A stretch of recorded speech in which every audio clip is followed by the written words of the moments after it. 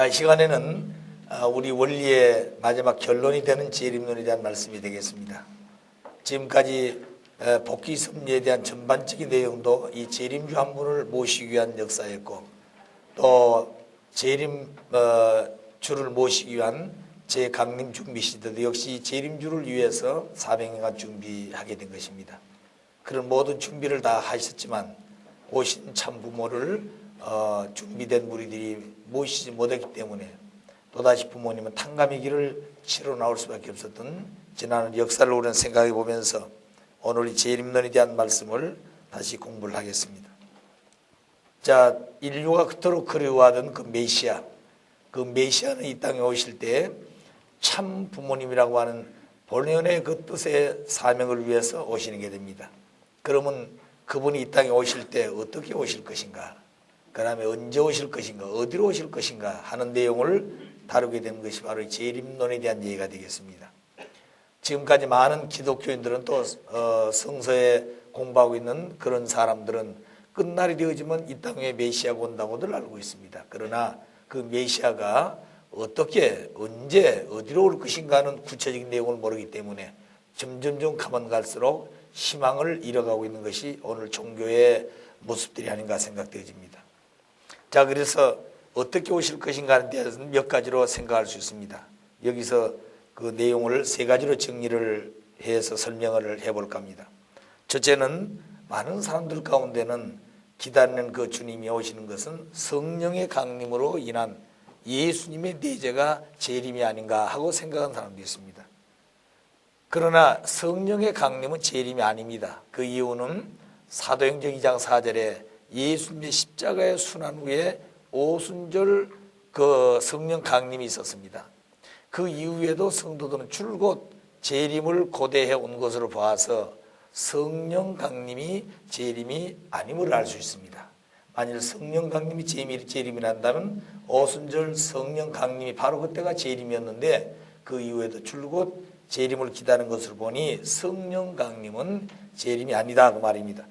그 다음에 예수님이 그러면 영체로서 재림하시는 것이 그게 다시 오시마 약속하는 재림인가? 예수님의 부활 후에 영체로서 늘 만났던 사도 요한에게 내가 진실로 속히 오리라고 말씀하신 적이 있습니다. 이때 요한은 주여 어서 오시옵소서라고 계시록 22장 20절 이하의 말씀으로 답을 했습니다. 이 말씀은 예수님이 영적으로 나타나는 그 영체는 재림이 아니다 그 말입니다. 그 다음에 세 번째, 구름 타고 올 것인가 하는 이 말씀이 이 재림에 대한 내용으로 해석할 수 있을 것인가.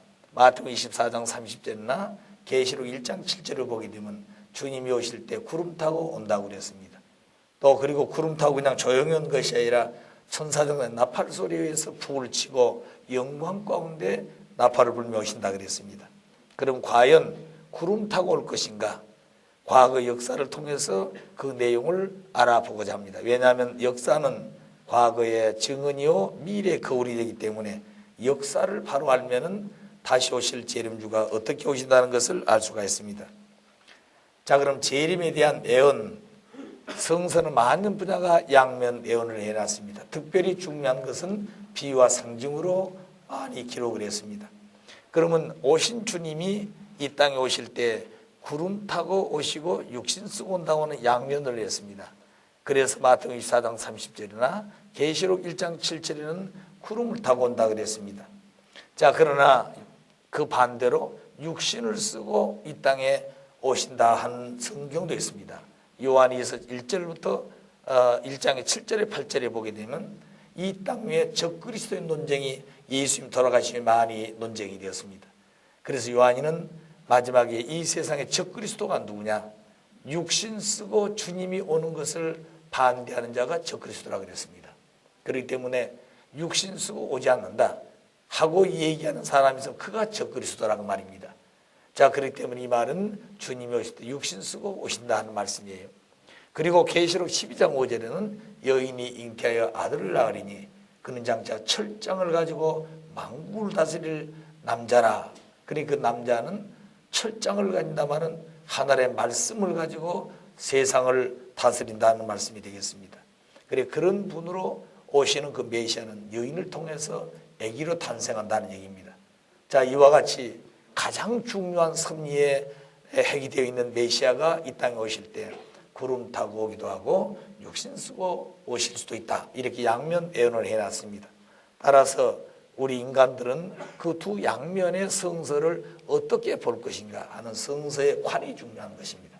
지금까지 기독교인들은 육신 쓰고 온다고 하는 여인이 잉태아들 낳는다 이 말은 비유적으로 보고 구름 타고 온다는 말을 사실로 믿고 있지만 오늘 통일 원리에서는 구름 타고 온다는 말은 뭔가 비유했고 사실 육신 쓰고 아기로 탄생한다고 하는 이 성부를 우리는 사실로 믿습니다.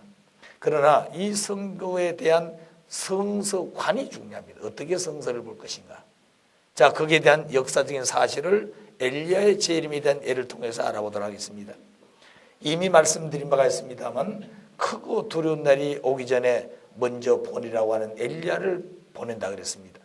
그래서 말라기 4장 5절에 보면 메시아가 오기 전에 엘리야가 먼저 온다고 그랬어요.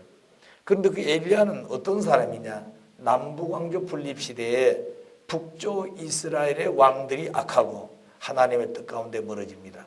그래서 남조 유대에서는 많은 선지자를 보내서 북조 이스라엘을 회개시키려고 합니다.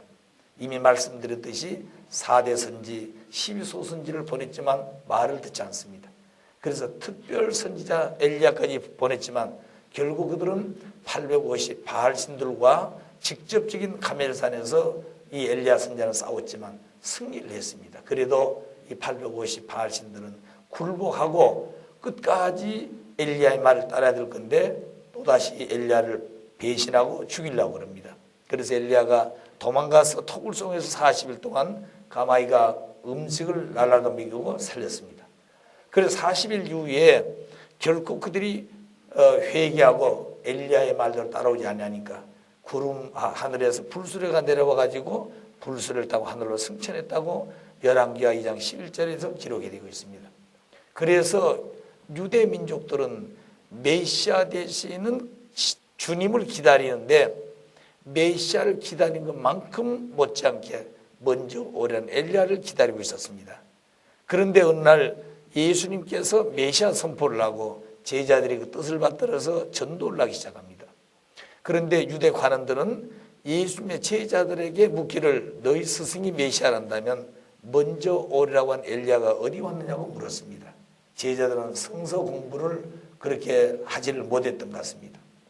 그래서 결국에 답을 못하고 다시 예수님께 돌아와서 그날 질문받은 내용을 예수께 말씀드렸더니 오라 그네들 말이 맞도다. 오리라고 하는 엘리야는 이미 왔으되 사람들이 임으로 대하고 있다고 그랬습니다. 보통으로 알고 있다고 그랬습니다.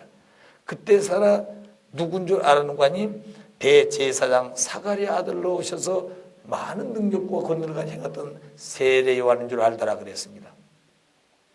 자, 그러면 이 내용을 놓고 볼 때 유대 민족들은 엘리야의 재림에 대해서 성서 보는 해석법하고 예수님께서 엘리야의 재림에 대한 성서 해석법이 같지가 않았다고 말입니다. 그래서 성서를 보는 관이 중요한 거예요. 그래서 유대교는 엘리야가 구름 타고 왔기 때문에 다시 어디가 있다가 구름 타고 올 줄 알고 있고 동일한 그 엘리야가 연기했다가 오는 줄 알고 있었습니다. 문자 그대로 구름 타고 왔으니 다시 구름 타고 올 줄 알고 있어요. 이것이 유대교가 엘리야의 재림에 대한 성서 보는 관입니다. 자, 그런데 예수님께서는 유대교처럼 그 성서를 보지 않았어요. 구름 타고 왔으니 구름 타고 온다는 것이 아니라 한 여인을 통해서 이 땅에 한 생명이 태어나는데 그는 사명적으로 보는 엘리야이지 영계에 가 있는 그가 다시 와서 재림하는 그런 존재가 아니다 이 말입니다. 그래서 예수님은 세례요한을 사명적으로 엘리야라고 했던 것이요. 그리고 유대교는 문자 그대로 봤지만 예수님은 뜻적으로 봤다고 말입니다. 그래서 유대교하고 예수님께서 엘리야의 재림에 대한 성서 해석하는 관이 달랐어요. 자, 그러면 유대교가 해석한 것이 맞는 것인가? 하나님의 아들을 예수 그리스도가 해석하는 법이 맞으셨는가 물을 때 예수님이 해석하는 법이 맞았다고 말입니다. 자, 그런데 그와 똑같은 성서 해석법이 바로 예수님이 십자가를 지고 갈릴리에서 승천을 합니다. 그래서 그 승천한 예수님이 다시 오실 때는 구름 타고 온다고 믿고 있는 것이 지금까지 기독교의 재림관입니다. 자, 그러면 이 내용을 보게 되면은 갈릴리에서 쉽게 말하면 예수님이 십자가를 지고 영적으로 승천합니다. 이렇게 갑자기 두 천사가 나타나 가지고 갈릴리 사람들에게 꾸짖습니다. 갈릴리 사람들아, 어찌하여 너희가 서서 하늘을 쳐다보느냐? 너희 가운데 들려오시는 그 예수는 너희가 본 그대로 오리라 그랬습니다. 그래, 그 사람들은 지금 보고 있는 현재 진영으로 보니까 구름 타고 올라가고 있죠. 그래, 앞에 구절은 다 빼버리고 뒤에 것만 가지고 주님이 구름 타고 갔기 때문에 다시 올 때는 구름 타고 온다고 믿고 있는 성서관입니다. 자, 그러면 이 내용을 볼 때 유대 민족이 엘리야의 재림에 대해 해석하는 해석법하고 예수님이 엘리야의 재림에 대해 해석법하고 달랐습니다. 따라서 오늘 기독교가 재림에 대한 해석하는 이 성경 해석하고 통일교회가 해석하는 재림에 대한 성서 해석법이 어떻게 다르냐? 이 유대교가 해석했던 방법대로 하는 것이 기독교의 오늘 재림에 대한 해석법이고, 통일교회는 예수님이 성서를 보는 해석법을 그대로 우리는 해석을 하고 있다고 말입니다. 그러니까 2000년 전에 유대교보다 예수님이 보시는 성서관이 맞았다 이 말입니다.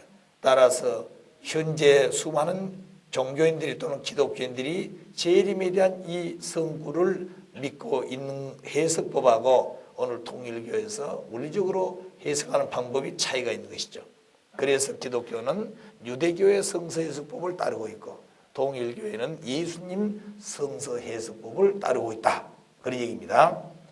자, 그런데 이 초림 때 예를 보게 되면 예수님 때도 다니엘서 7장 13절에 구름을 타고 온다 그랬습니다.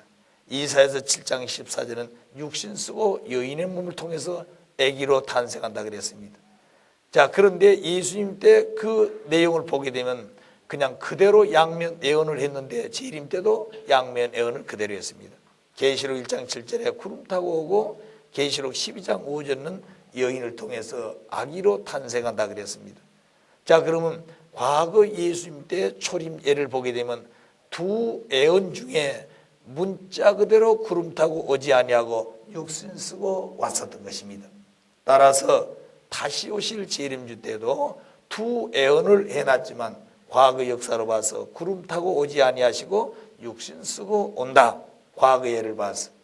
그래서 유대교가 엘리야의 재림을 해석했던 그 관을 기독교는 그대로 가지고 있고 예수님이 해석했던 엘리야의 재림관을 통일교의 원리는 그 뜻을 따라서 해석을 하고 있다, 그 원칙이 그렇다고 말입니다.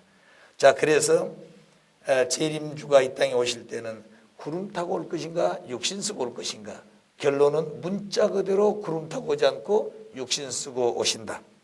그럼 그 내용을 성서적으로 보겠습니다. 자, 계시록 1장 7절에 인자가 구름을 타고 오리니 각인이 보고 찌른 자도 보리라. 자, 구름을 타고 천상나 발서에서 영광 가운데 온다고 보십시다. 그럼 모든 사람 다 보지 않겠습니까? 그래서 각인이 본다 그랬어요. 그리고 찌른 자도 본다 그랬습니다. 이 찌른 자는 로마 병경들이 예수님을 창으로 찔렀습니다. 그들도 본다고 하는 거예요, 문자 그대로 보면. 그런데 오늘날 기독교의 성서 해석법 가운데 이 찌른 자라고 하는 말은 예수님을 직접 죽였던 로마 병정을 의미하는 것이 아니라 이 땅 위에서 메시아를 믿고 하나님의 뜻을 따라가려고 하는 열심 있는 신앙자를 핍박하고 박해하는 자를 찌른 자라, 이렇게 해석을 하고 있는 것입니다. 그렇다고 한다면 각인이 보리라, 모든 사람이 본다고 그랬어요. 왜? 구름 타고 오기 때문에. 그런데 그 내용 가운데 모든 사람이 본다고 하는 그 내용하고 정반대되는 말이 있습니다. 요한계시록 3장 3절이라든가 베드로후서 3장 10절에 보게 되면 주님은 도적같이 오기 때문에 아무도 모른다 그랬습니다. 도적이 집에 들어올 때 매달 맺힌다는 메시에 어디로 온다고 통보하고는 도적은 없는 것입니다. 자, 그렇기 때문에 주님은 오실 때 깨어있는 자가 알 수가 있고 지혜로운 자가 알 수 있다 그랬던 것이에요. 자, 그래서 도적같이 오기 때문에 볼 수가 없어요. 그럼 구름 타고 다 보고 모든 사람을 볼 수 있게 온다고 그랬는데 이 말과는 전혀 다르다고 말입니다. 만일 이 말대로 된다면 성경을 다 고쳐야 돼요. 누가복음 17장 20절이라든가 누가복음 17장 21절, 누가복음 22절에 보게 되면 하나님의 나라를 볼 수 있게 임한 것이 아니다. 주님이 오신 날이 하나님의 나라가 임하는 것인데 바로 그날은 볼 수 있게 임하지 않는다 그랬습니다. 구름 타고 영광 가운데 온다면 왜 그날을 모르겠습니까? 육신 쓰고 아기로 태어나기 때문에 그 임하신 날을 모른다. 인자의 날 하루를 보고자 돼 볼 수가 없느니라. 태어난 그날이 생일날인데 그날은 볼 수가 없다고 말입니다. 왜 그러냐? 구름 타고 영광 가운데 북을 치고 천상 나팔 가운데 온다면 왜 모르는 자가 있겠습니까? 그러나 아기 예수로 아기로 태어나기 때문에 누구도 모른다 이 말입니다. 그 다음에 누가복음 17장 22절에 보게 되면 끝날이 되어지면 첫 그리스도가 많이 나타나기 때문에 여기 있다 하고 저기 있다 하더라도 가지도 말고 쫓지 말라고 그랬습니다. 자, 구름 타고 온다면 임할 필요 없지요. 가만히 있다가 어디서 북소리가 나고 영광 가운데서 주님이 오신다 소리 듣고 가서 확인하고 가면 되는 것입니다. 자, 그런데 왜 가지도 말고 쫓지도 말라고 그러냐? 아기 예수로 태어나서 역사하기 때문에 혹시 그런 신령한 자가 나타나서 잘못 오인하고 잘못 신앙할 수 있기 때문에 이와 같은 말을 했던 것입니다. 그래서 이 내용들은 모두 구름 타고 문자 그대로 와서는 해석이 되지 않을 것이다 이거죠. 누가복음 10장 25절에도 노아 때와 같이 고난과 버림을 받으라 그랬습니다. 누가 주님이 구름 타고 오는데 그 주님을 배신하고 감옥에다 가두고 고문을 하겠습니까? 역시 육신 쓰고 오기 때문에 몰라서 그렇게 한다고 말입니다. 그래서 마태복음 7장 21절부터 23절에 보게 되면 주여 주여 하는 자가 다 천국 가는 것이 아니라 하늘에 계신 아버지의 뜻대로 행하는 자가 천국 가리라. 다시 말하면 하나님의 뜻이라고 하는 것은 이미 말씀했듯이 창조 이상 3대 축복 사유기들을 이루는 것인데 그 뜻을 이루려면 오신 분도 육신을 쓰고 오지 않으시면 사유기들을 이룰 수 없는 것이죠.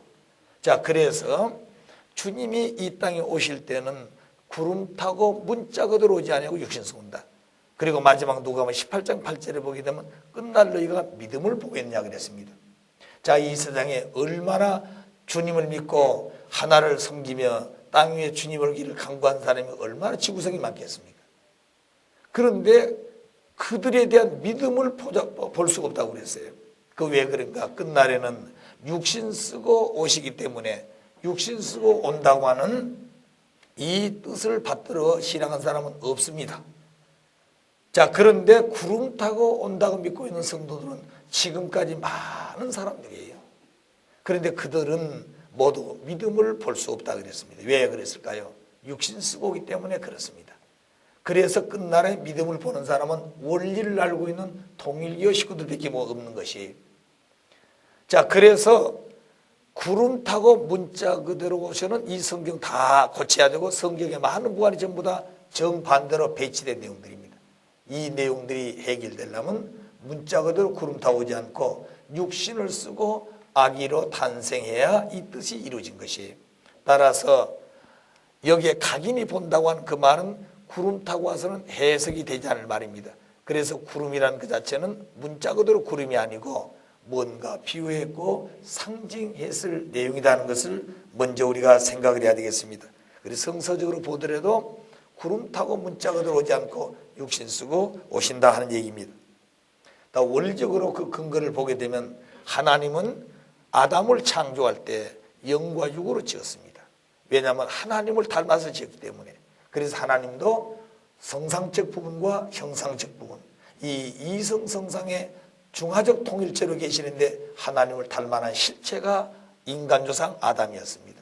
그래서 아담은 성상적 부분에 영인체하고 형상적 부분에 육신을 지어서 영육실체를 쓴 인간조상으로 지었습니다. 그래서 영인체는 인간 육신의 주체가 되고 육신은 영인체의 대상의 자리에 서서 통일체로 지었습니다. 그런데 아담이 하는 성장하는 과정에서 책임을 하지 못해가지고 타락을 했습니다. 그 타락은 영적으로 육적으로 타락을 했어요. 따라서 하나님의 창조 이상은 절대유일 불변 영원하기 때문에 아담을 통해 이루시려고 했던 하나님의 뜻은 절대적입니다. 그러나 인간 조상이던 아담은 책임을 못해서 그 뜻을 못 이뤘지만 뜻은 절대적 영원하기 때문에 그 뜻을 이루기 위해서 후 아담으로 예수님을 보내셨습니다. 그래서 예수님은 이 땅에 오실 때 영적으로 육적으로 영육을 쓰고 실체로서 오셨어요. 자, 그래서 예수님의 육신은 타락한 인간의 육신을 접붙이고 예수님의 영인체는 타락한 인간의 영인체를 접붙여서 타락한 사탄 세계 모든 것을 끊고 하나님의 아들 딸로 돌아가게끔 하기 위해서 예수를 이 땅에 아기 예수로 육신을 쓰고 탄생하게 되었던 것입니다. 그런데 유대 민족과 유대 교단 그리고 마지막 제자들까지도 그 뜻을 받들지 못해가지고 불신해서 예수님의 육신은 십자가에 내주었습니다. 그래서 예수님은 영적으로 부활해가지고 영적 구원의 길을 개척하시고 다시 오심하 약속했던 것은 영육을 쓰고 완성 구원을 해야 되기 때문에 다시 오실 재림주님은 육신 쓰고 영인체를 가지고 육신 쓰고 온다고 말입니다. 그래서 재림주님은 영육을 쓰고 실체로 오셔서 아담 가정에 하지 못했던 것, 예수님이 오셔서 하시려고 했던 그 이상을 십자가에 돌아가시기 때문에 다 뜻을 완성 못했습니다. 그 내용까지 완성하기 위해서 다시 오실 줄은 구름 타고 오시지 않고 영육을 쓴 실체로서 아기로 탄생한다 하는 얘기입니다. 자, 따라서 결론은 재림 주님은 육신 쓰고 탄생하는 것이다. 육신 쓰고. 자, 그러면 구름이란 뜻은 무엇일까? 그러면 양면 연 가운데 기성교에서는 지금까지 문자 그대로 믿는 것은 구름을 타고 오고, 그리고 비유적으로 본 것은 여인이 잉태의 아들 낳으리니 하는 그 육신 쓰고 온다고 하는 그 사실을 비유했다고 보고 있었던 것이에요. 그런데 우리는 지금 반대다 그 말입니다. 그럼 구름의 뜻은 무엇일까? 구름이라는 것은 과학적으로 볼 때 물이 증발해 가지고 수증기가 모여서 된 것이 구름입니다. 그래서 이 수증기가 모여 구름은 물보다 깨끗하지요. 그런데 타락한 세계에서는 이 물을 타락한 인간을 비유했습니다. 계시록 17장 15절을 보게 되면 음녀가 앉은 물은 만 백성이요 열국이요 이방이라 그랬습니다. 그러니까 타락한 세계 인간들은 물로 비유했어요. 그런데 이 타락한 인간이 하나님의 말씀을 받들어 말씀대로 살게 되면 보다 성화되어 가지고 성도가 되는 것입니다.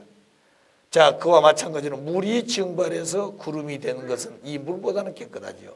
타락한 인간들이 죄를 짓고 있다가 보다 말씀을 통해서 성화된 생활하게 되면 이 타락한 죄인보다는 나은 성도가 되는 것이에요. 따라서 구름이라는 것은 성도를 비유했다고 말입니다. 그래서 인자가 구름을 타고 온다는 말은 문자 그대로 구름 타고 오는 것이 아니라 준비된 성도, 준비된 무리를 통해 가지고 인자가 온다 그 말입니다. 그럼 우리 원리에서 놓고 볼 때 메시아를 보내기 위해서는 하나님은 아무데나 보낼 수 없다 그랬습니다.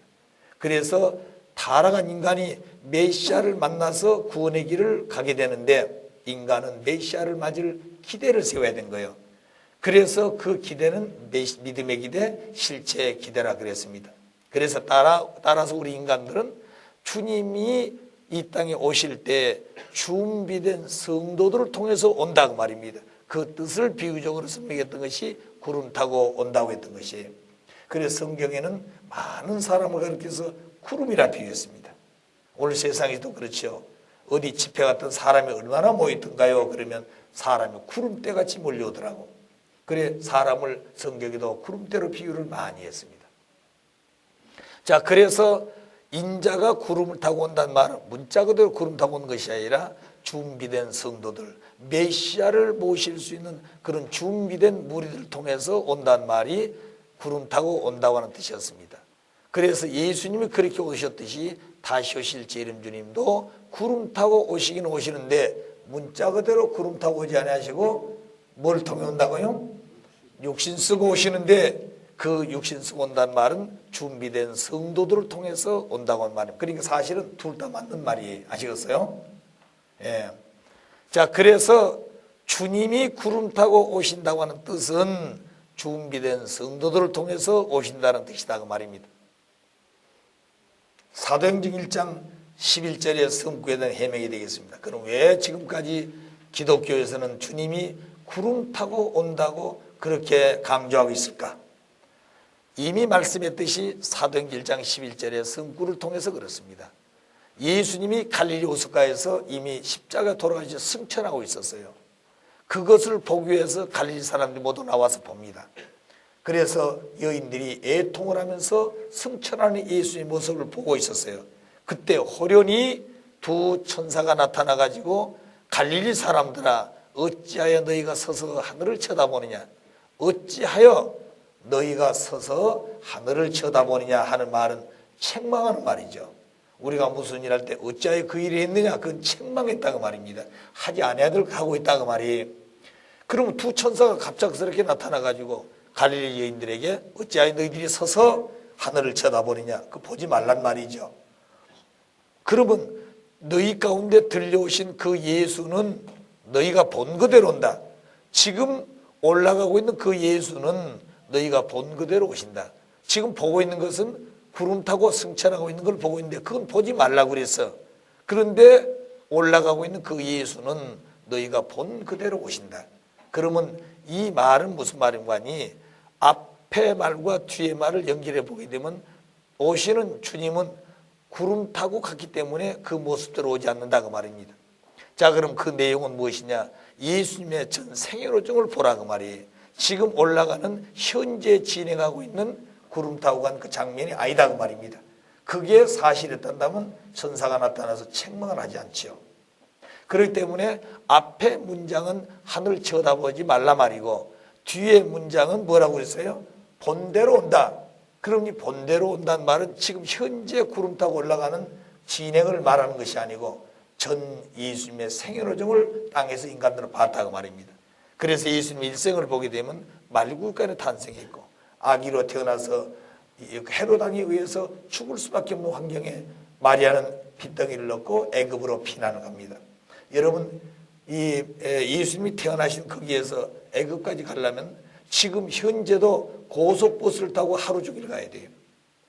그러니까 아침에 출발해 가지고 저녁 때쯤이야 이 애굽에 도착합니다. 그런데 그 차결하는 아주 그 사막지대, 지금은 고속도로 다니는 이 아스팔트를 놔놨어요. 어떤 때는 이렇게 두꺼운 아스팔트가 열의 분위기에서 뒤집어진 데 있습니다. 다시 그 옆에도 또 두껍게 아스팔트를 놓아가지고 차가 다니는데, 그때 당시 이 마리아는 나귀 등을 타고 아기 예수를 업고 그 머나먼 그 태양열을 차기하는 곳에 사실은 애굽까지 갔다고 하는 것이 얼마나 어려운 길이었는가 알 수 있습니다. 자, 그런 길을 거쳐서 거기에서 성장을 하다가 다시 12살 때 돌아와 가지고 복음을 전파합니다. 그런데 30대 될 때까지 그 뜻을 이루지 못해요. 만일 때 12살 때 복음을 전파했는데 그대로 받들어 단다면 달라졌을 겁니다. 어느 날 예수님이 집에서 없어졌어요. 그래 찾아다니다 보니까 그 지역에 가장 훌륭한 성직자, 또 교법사, 율법사, 그런 일을 하고 있는 분을 찾아가지고 토론하고 있었습니다. 그때 그 사람이, 이 어린아이가 어떤 아이기 때문에 이렇게 깊고 아주 놀라운 말씀을 하고 있느냐 그 말입니다. 그때 이 마리아가 그런 아기라고 하는 것을 증거해 줘야 한다는 거예요. 하나님의 아들로서 탄생했다고 하는 걸. 그런데 마리아는 그렇게 하지 못하고 예수님을 데리고 와버렸습니다. 그래서 하늘이 피우시고자 하는 뜻을 이루지 못했고, 그때부터 이 30대 될 때까지 목수의 조선을 쇠, 요셉이가 목수 노릇을 했다고 말입니다. 요새도 목수 그러면 귀한 직업이라고 생각지 않죠, 세상에서는. 그럼 그때 당시 무슨 도구가 제대로 갖춰져 있겠습니까? 그런 목수의 아버지의 입장에 있는 요셉 앞에 이 예수님은 조수노릇, 조수노릇. 그렇기 때문에 나무를 자르라면 톱으로 나무도 자르고, 대패를 가지고 나무를 깎으라면 깎고, 그리고 끌로 나무를 팔아가면 파고, 이렇게 조수노릇을 했다고 말입니다. 그러나 예수님은 그걸 하기 위해서 오신 것이 아니라 인류에 깊이 뿌리박혀 있는 원죄를 정산하고 교육해서 하나님 아들 딸을 만들기 위해서 오셨는데, 그 뜻을 실천도 해보지 못하고 그와 같이 목수에 뒷바라지하고 있었다 그 말입니다. 그렇기 때문에 토부를 자를 때는 인류의 죄악을 자른 심정으로, 그리고 대패로 나무를 깎을 때는 인류의 죄를 깎아내는 심정으로, 그리고 끌로 나무를 팔 때는 인류의 깊은 곳에 자리 잡고 있는 원죄를 뽑아내는 심정으로 나무를 깎고 자르고 팠다 그 말입니다. 그런 심정 쪽에서 예수님이 살으셨어요. 얼마나 하루하루가 귀한 날인데 30세대는 꽃다운 젊은 청년을 뜻을 펴보지 못하고 그런 생활을 하고 있었다고 말입니다. 그래서 예수님은 적어도 3번 이상은 어머니를 찾아가서 옷자락을 붙들고 통곡했다는 거예요. 그 이유가 뭐냐? 다른 사람은 모르지만 어머니는 내가 누군 줄 알지 않냐 그 말이에요. 그런데 그 어머니가 그 책임을 못했습니다. 요셉도 그 뒷받이를 못해줬어요. 그리고 사가랴도 그랬고 그 다음에 엘리자벳도 그랬고 그리고 세례요한도 그 책임을 못했어요. 그래 결국에 하나님의 아들을 보내는 그때 당시는 사가랴 가정 중심한 일족의 이 기대 위에서 예수님을 보냈는데 그 울타리가 다 반대로 돌아갔습니다.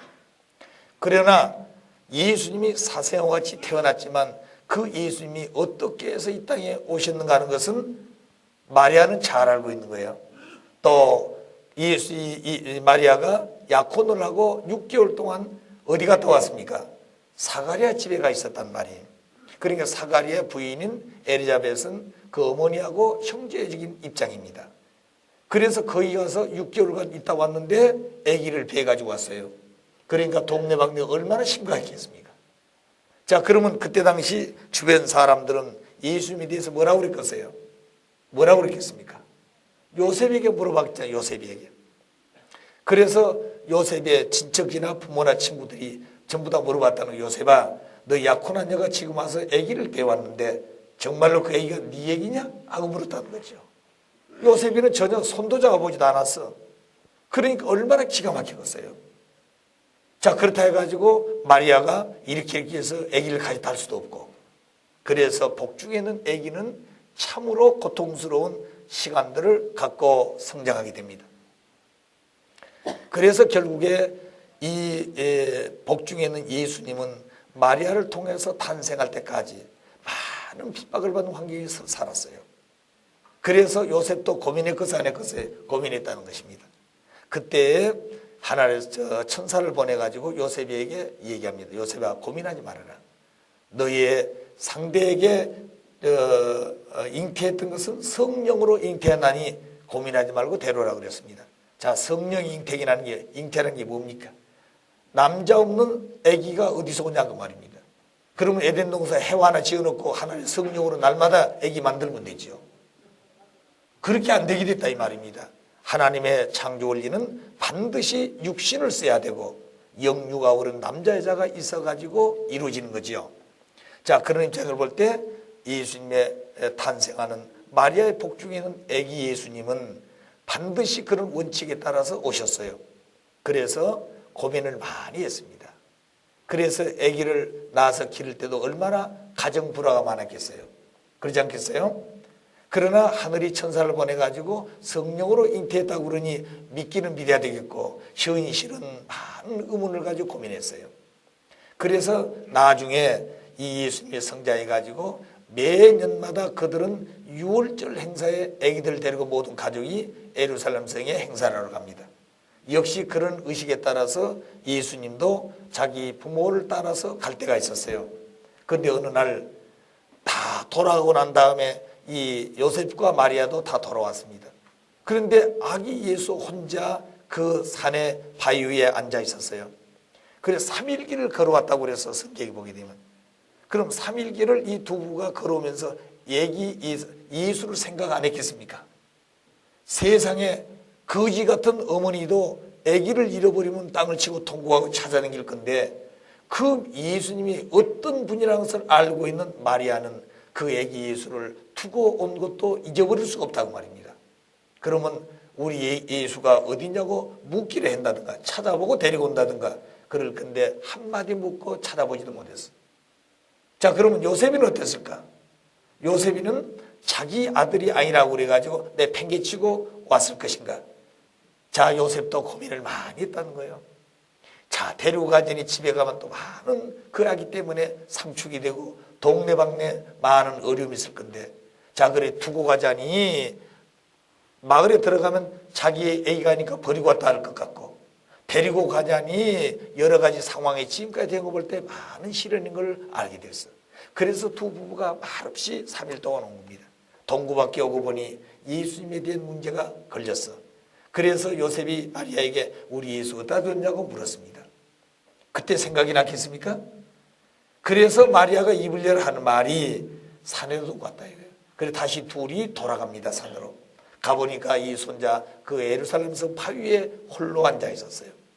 그때 마리아가 예수야 우리가 너를 찾기 위해서 이렇게 헤맸는데 어디 있었느냐고 물었습니다. 그때 예수께서 하신 말씀이 여인아 내가 여기 있는 줄을 몰랐느냐고 말이에요.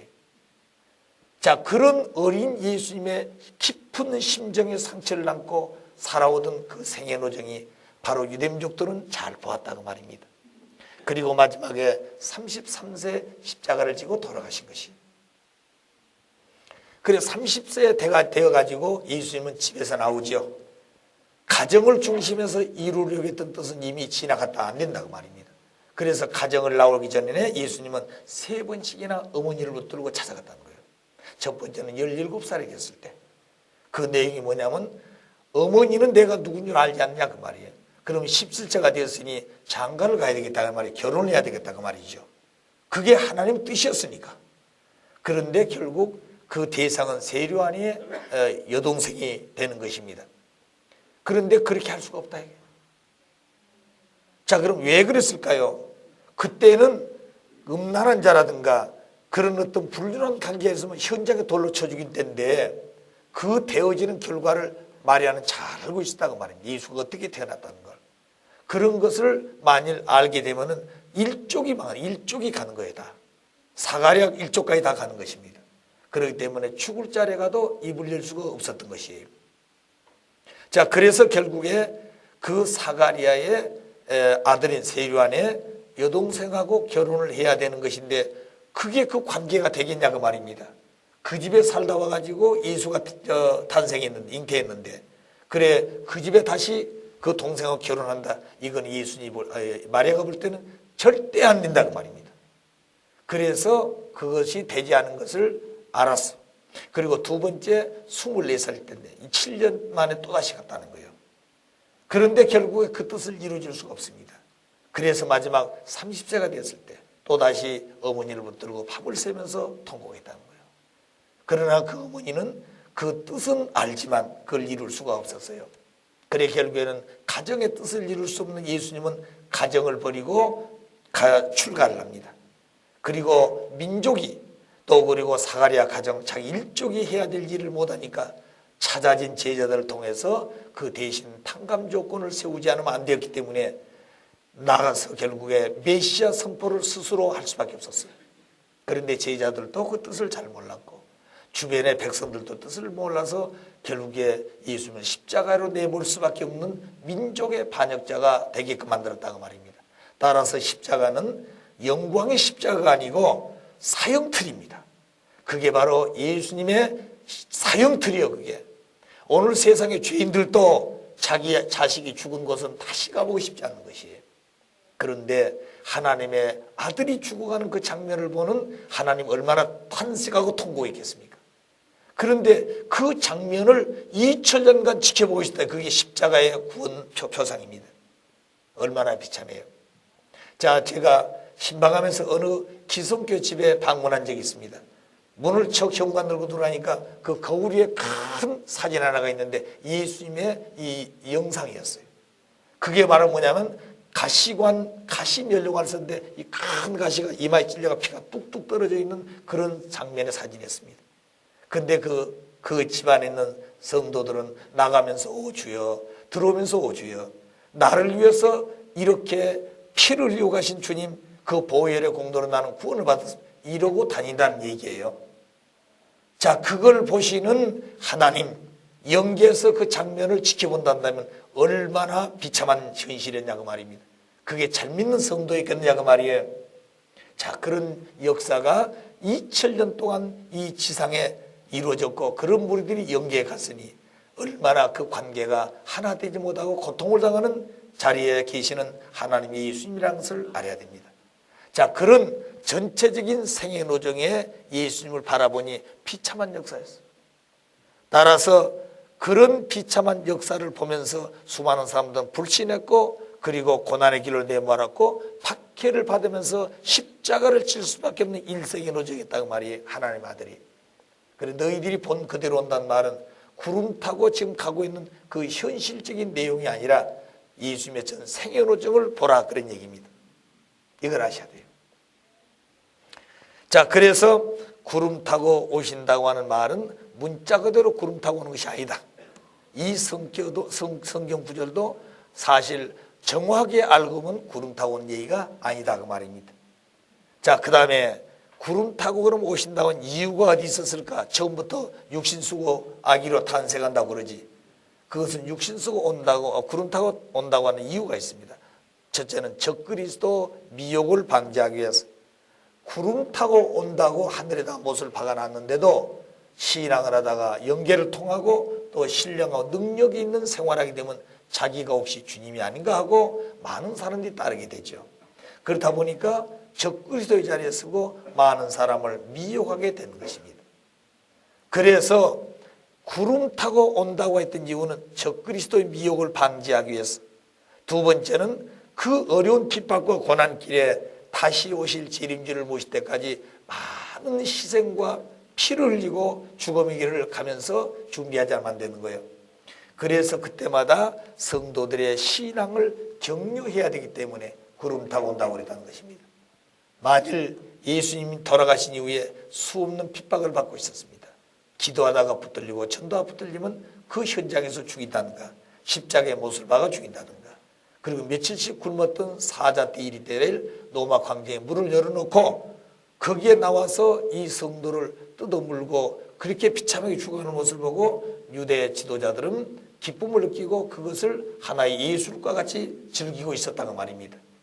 자, 이런 비참한 역사가 있었기 때문에 그럴 때마다 그들은 살아계신 주님을 믿지 못하고 불신해서 돌아갔기 때문에 다시는 그런 주님이 되지 않도록 하기 위해서 결심하고 나가 전도하는데 그렇게 됐다고 말입니다. 그래서 지금 이 시간 저 구름 타고 저 구름 속에 내 주님이 오실 수 있다. 그렇기 때문에 죽더라도 그 장면까지 죽어가면서도 불신할 수 없는 것이에요. 만일 그때 예수님이 가시면서 내가 2000년 후에 이 지구성 어느 나라가 있을 것인데 그 나라 어느 성식 가운데 올 것이다. 자, 이렇게 했다면 그 어려운 생명을 거는 핍박 가운데 어느 누가 따라오겠습니까? 아무도 없어요. 그런데 곧 오신다요, 곧. 그래서 성경에 보게 되면 너희들이 이스라엘 동네를 돌기 전에 곧 오마. 너희들 선자 중에서도 내가 올 것을 볼 자가 있다 그랬습니다. 자, 이렇게 빨리 온다고 그랬으니 얼마만큼 그들은 심가하고 얼마만큼 그들은 열심히 생명을 걸고 전도를 했겠습니까? 우리는 과거의 초창기의 역사를 생각해보면 그들이 그렇게 했을 법 같다고 말입니다. 아시겠어요? 자, 그런데 그 내용들이 바로 구름 타고 오신다고 하는 것을 하는 이유가 이 두 가지의 뜻이 있어서 구름 타고 온다고 그랬다. 그럼 언제 오실 것인가?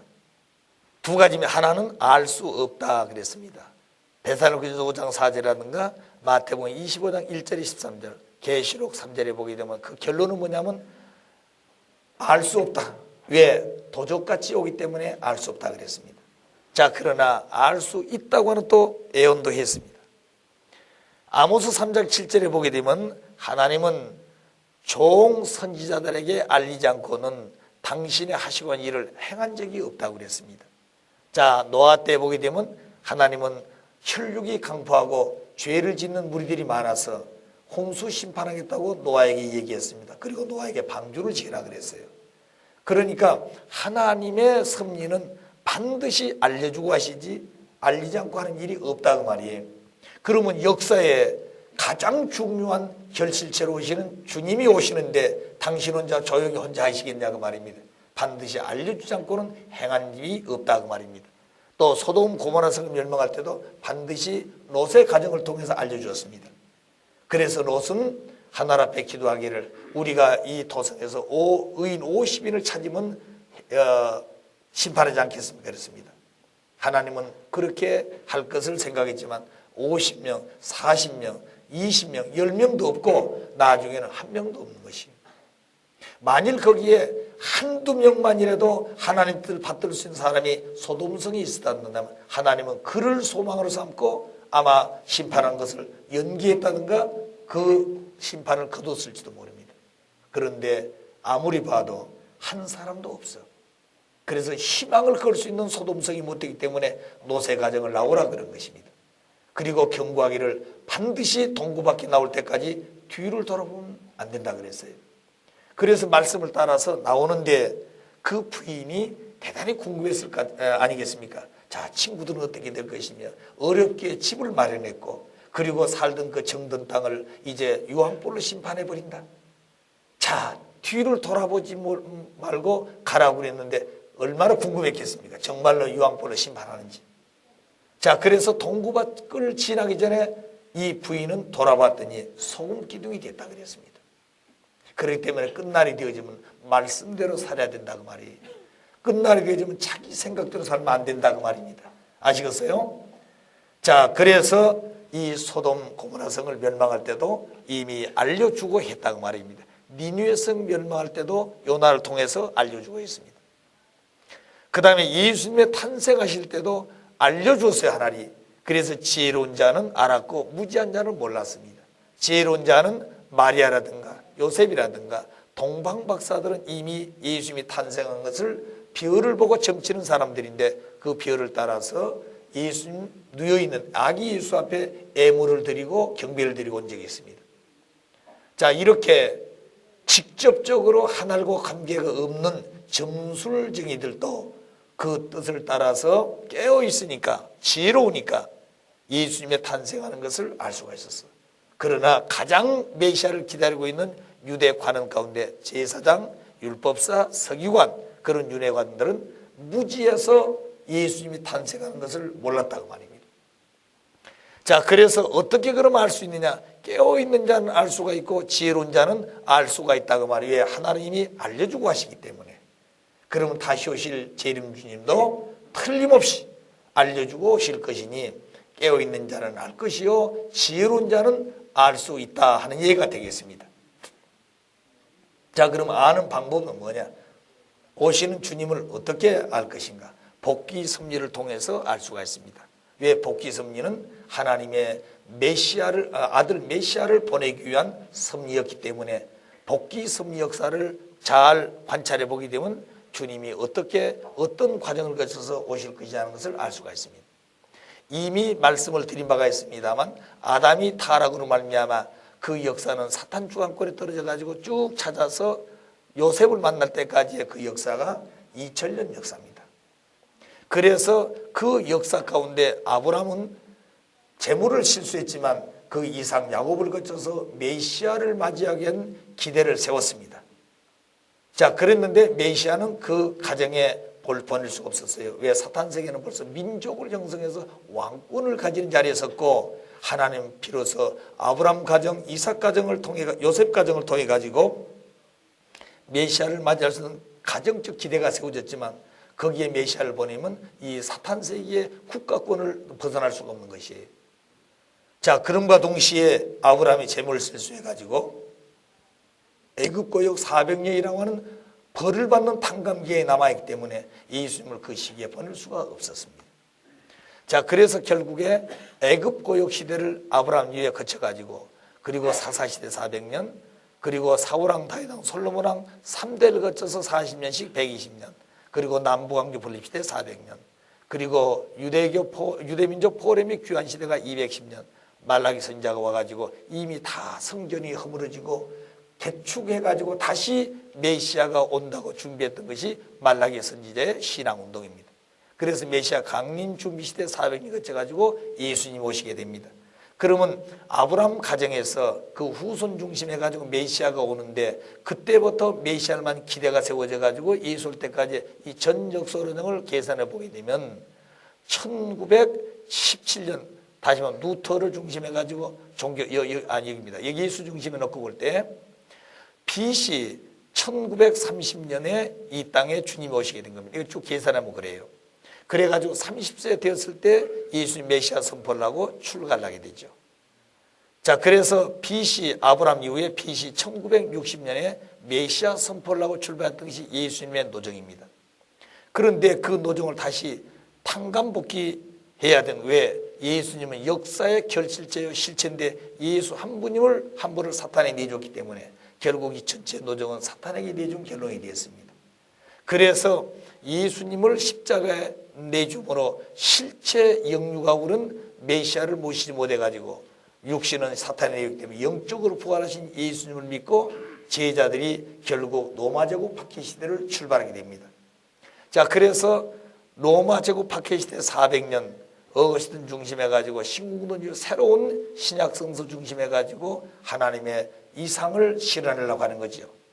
그래서 교구장제 기독교 400년, 그 다음에 기독교 왕국 시대 120년, 동서왕조 분립 시대 400년, 그리고 교황들이 모두 포로를 갑니다. 남불남인으로. 그래서 포로를 갔다가 살고 돌아올 때까지 210년.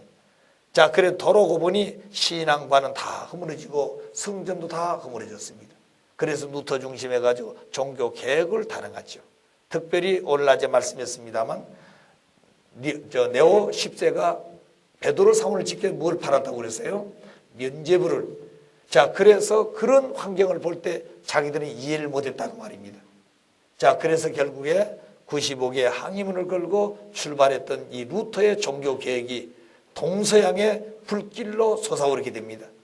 자, 그래가지고 결국에 400년 이후에 메시아 재강림 준비 시대를 거쳐서 다시 오시는 재림주님이 오신다.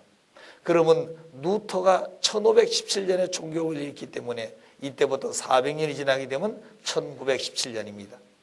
그래서 1917년에서 이 전체를 합치면 1930년이 되니 AD, 그래서 AD 1917년에서 1930년 사이에 주님은 이 땅에 오시게 되는 것이다. 그래서 그분도 원래는 30세가 되어지면은 이 땅 위에서 메시아를 선포하는 예수님 같은 그런 역사적인 내용을 재현을 했을 것이다.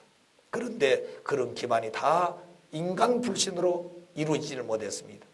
그렇기 때문에 그 길은 고난의 길이었고, 그리고 수많은 사탄 세계 지도자로부터 옥중에서 고문을 받고 피를 흘리면서 인류를 위해서 탕감을 치러 나오시는 메시아의 길을 걷게 되었습니다. 자, 그런 내용들을 우리가 다시 한번 생각을 해야 돼요. 그래서 오신 주님은 이미 뭐 했다고요? 오셨다 하는 얘기입니다. 자, 그러면 종말의 현상으로 봐서 바로 주님이 언제 오실 것인가 알 수가 있습니다. 마태복음 25장 32절에 보게 되면 무화과나무의 비유를 들었습니다. 그래서 이 무화과나무가 여름이 되면 잎하나가 무성해지듯이 때가 되면 그렇게 된다고 그랬어요. 그렇기 때문에 이 땅에 재림주님 오실 때는 어떤 현상이 벌어지느냐? 에덴 동산에서 심는 대로 열매를 맺고 나타나기 때문에 에덴 동산 심는 것은 뭐로 심은 거 아니? 불륜으로 심었습니다. 불신으로 심었어요. 그렇기 때문에 불륜과 불신의 시대가 도래하게 될 때는 그때는 이 세상을 수습하기 위해서 하나님의 아들 메시아가 잉태하게 태어나게 됩니다. 자, 그래서 아담 가정에서는 3대 축복을 불신으로 잃어버렸습니다. 예수님은 사탄을 중심해서 3대 시험에 승리함으로 그 기대를 세계적으로 확대해 나온 것이 영적인 기반 중심한 기독교 역사입니다. 그래서 다시 오실 재림 때는 세계적으로 하늘편과 사탄편, 선과 악이 세계적으로 대결하는 것이 3차 세계대전이라고 전 시간에 말씀을 드렸습니다. 그래서 1차 세계대전은 1914년부터 1918년 1차 세계대전이 끝날 때까지 4년 기간이 1차 세계대전인데 이 기간 동안에 벌써 메시아가 잉태해가지고 이 땅 어느 여인의 복중에 탄생하는 그런 시기가 오는 것입니다. 1차 세계대전은 1918년 11월 달에 종료가 됐어요. 그래서 그때부터 준비해가지고 어느 여인의 준비되던 복중에 아기가 잉태하게 되면 그 다음에 10달이 지나게 되면 1920년 1월 달에는 메시아가 이 땅에 탄생해야 되는 것입니다. 자, 그래서 2차 대전은 1939년부터 1945년까지 6년 동안 전쟁을 했는데 이때는 하늘편과 사탄편이 세계적으로 전쟁을 해서 하늘편이 승리한 기대 위에 재림주를 모시고 세계적 가난복귀 운동을 실시하는 것입니다. 그래 그때는 영미불이 부모님을 모셨다고 한다면 그건 순식간에 세계의 뜻을 이룰 수 있다는 거예요. 그것이 7년이라고 하는 하나님의 섭리의 계획입니다. 그때 아버님 뜻대로였다면 이미 7년 안에 로마 교황청의 통일 깃발이 세워질 수 있었다 그랬어요. 자, 그렇게 하나님은 섭리적으로 계획했으면, 이루어졌으면 부모님은 40대 천하를 통일할 수 있는 왕 중에 왕의 고난을 가지고 계셨을 겁니다. 그런데 그런 꽃다운 젊은 청년, 혈기왕성한 그런 젊은 청년은 다 사탄 세계에 탕감을 추리면서 피맺힌 한스러운 역사를 가지고 계신 부모님이 이제 그런 기반을 다시 다 닦아놓고 하나님이 준비한 터전에서 출발을 지키셨던 그 기반을 참 부모님이 닦아가지고 출발하려고 그러니 벌써 연세는 80이 넘으셨다고 말입니다. 40년으로 탕감해가지고 그래가지고 그 기대 위에서 벌써 이제 10년이 지나 90세가 되어지는 그날이 멀지 않았습니다. 이런 역사적인 한스러운 것을 오늘 세상은 모르지만 뜻을 알고 있는 우리 가정들과 뜻을 전파하고 있는 우리 지도자들은 확실히 알고 그런 불쌍하고 눈물겨운 복귀의 길이 있었음을 우리는 다시 한번 깊이 느끼면서 내가 걸어가는 길이 어렵고 힘들더라도 나를 찾아오신 하나님의 발걸음은 몇천 배 어렵고 힘든 길을 자식을 위해 희생하며 찾아왔습니다. 이제 마지막 가는 길은 아버지가 자식을 찾아온 것이 아니라 자식이 아버지를 찾아가야 될 때가 온 것이에요. 그래서 자식은 아버지를 불러볼 수 있고 아버지는 내 아들, 딸이라고 불러볼 수 있는 그런 역사적인 한 맺힌 사연을 마지막 오신 참 부모님을 통해서 역사 속에 나타나게 될 날이 오게 될 것입니다. 그래서 에덴 동산에서 탄식으로 맺혀있던 역사가 이제 부자의 상봉을 통해서 얽혀진 것을 다 풀고 소망천 본연의 아버지의 심정을 가지고 출발해야 할 때가 이제 우리 앞에 왔다고 말입니다. 자, 그래서 2차 세계대전이 끝나면서 메시아의 출현, 이미 그때는 메시아가 20세, 25세가 다 돼가지고 가는 것이죠. 20년에 태어났으면 45년이니까 몇 살이면 26세가 되는 거죠.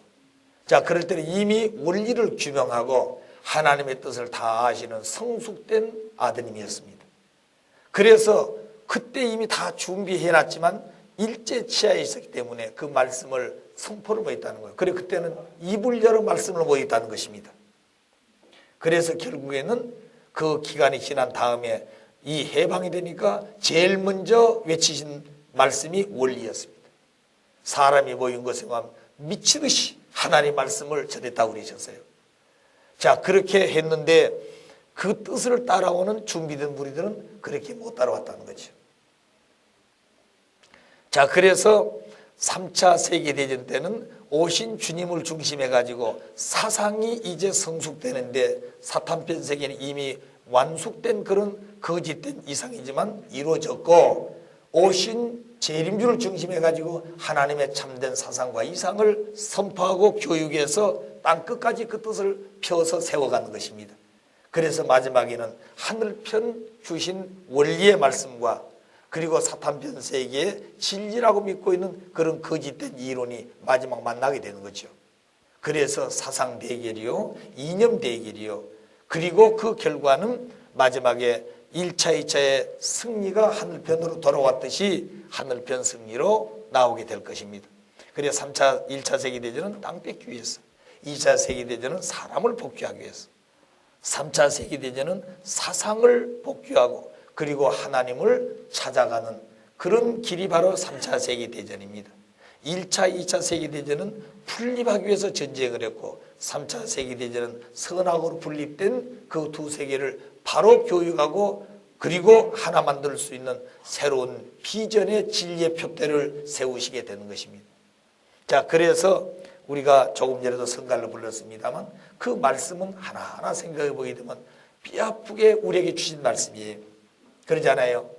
무한한 인격으로 그 다음에 진리의 표대를 가지고 질서 없는 세계에 질서를 세우시고 그리고 동방에서 밝아오는 빛 가운데서 만민이 살 것을 소망하시는 그 말씀의 의미는 우리가 그저 입으로 부른 노래가 아니고 내 뼈골 속에 사무쳐 솟아나는 생명수 같은 마음으로 그 찬송을 몇 번이고 부르게 되면 거기는 눈물이 있을 것이고 자기에 대해서 잘못 살아온 회개와 통회가 있을 것이고 소망찬 자기 자신을 뼛속에서부터 우러나오는 생명수의 그런 힘찬 용솟음이 느끼게 될 것입니다. 자, 그런 마음을 우리는 이 교육받을 때만이 갖는 것이 아니라 밥을 먹으면서도, 그리고 일을 하면서도, 잠을 자면서도, 어디 가든지 간에 그런 마음들이 내 마음속에서 콧노래를 부르면서 흘러 넘칠 수 있어야 우리의 심령은 부활할 수 있다고 보는 것입니다. 따라서 지금까지 되어진 말씀을 보게 되면 결론이 재림 주님은 이미 지상에 오셨다.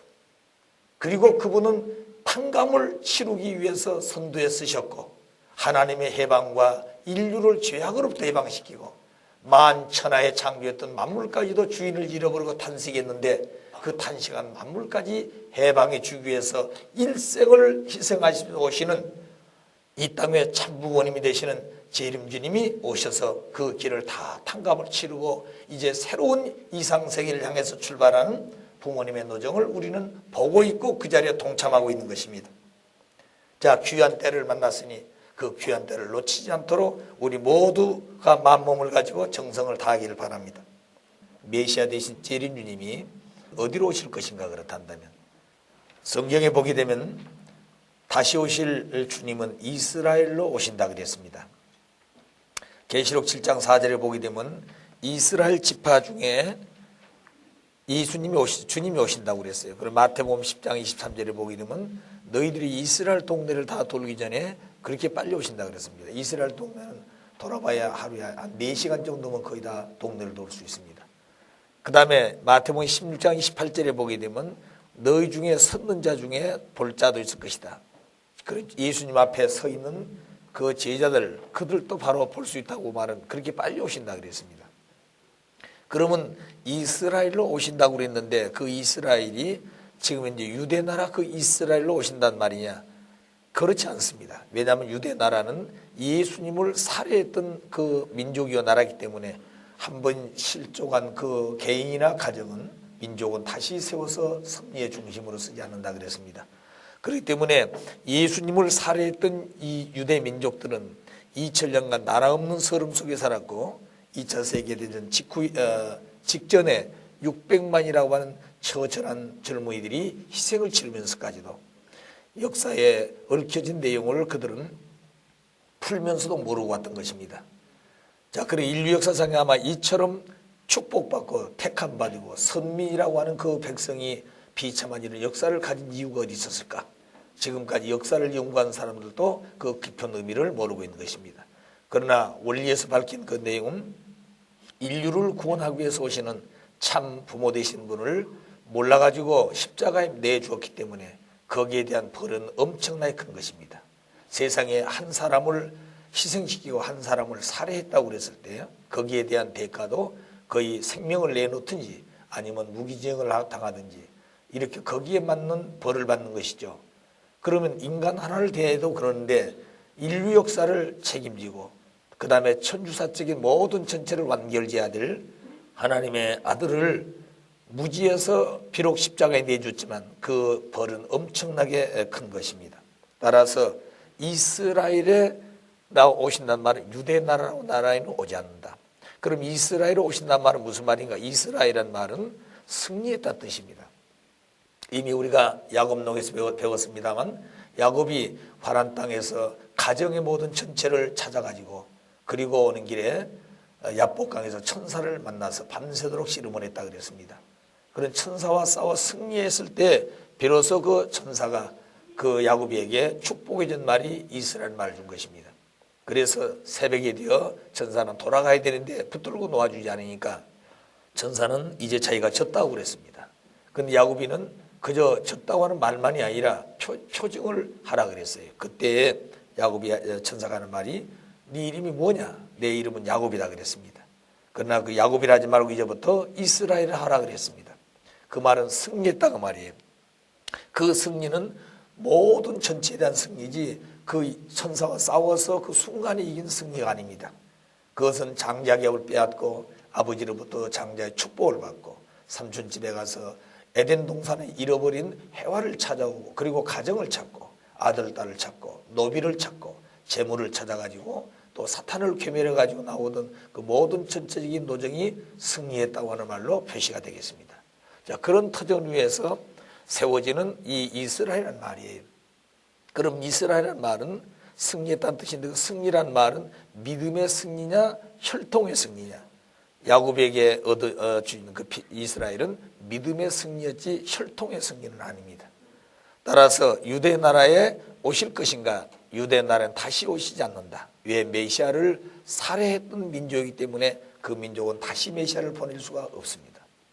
또 그래서 성경에 보기엔 로마서 11장 11절에 구원이 이방으로 옮겨져서 저들로 하여금 시기나게 하기 위함이라 그랬습니다. 우리가 무슨 일을 하다가 그 일을 성공했을 때는 나중에 거기에 대해서 기쁨이 있지만 그 일을 해야 되는데 미처 하지 못해가지고 실족했다고 그러면 그 나타난 결과는 얼마나 비참하고 얼마나 심정적으로 고통을 당하겠습니까? 어느 일 하나 놓고도 그러는데 인류의 역사에 또 천주사적으로 만민이 모시고 살아야 될 그 구세주 대신 메시아 예수님을 그 민족은 하나님 보내줬는데도 그 민족은 모시지를 못했습니다.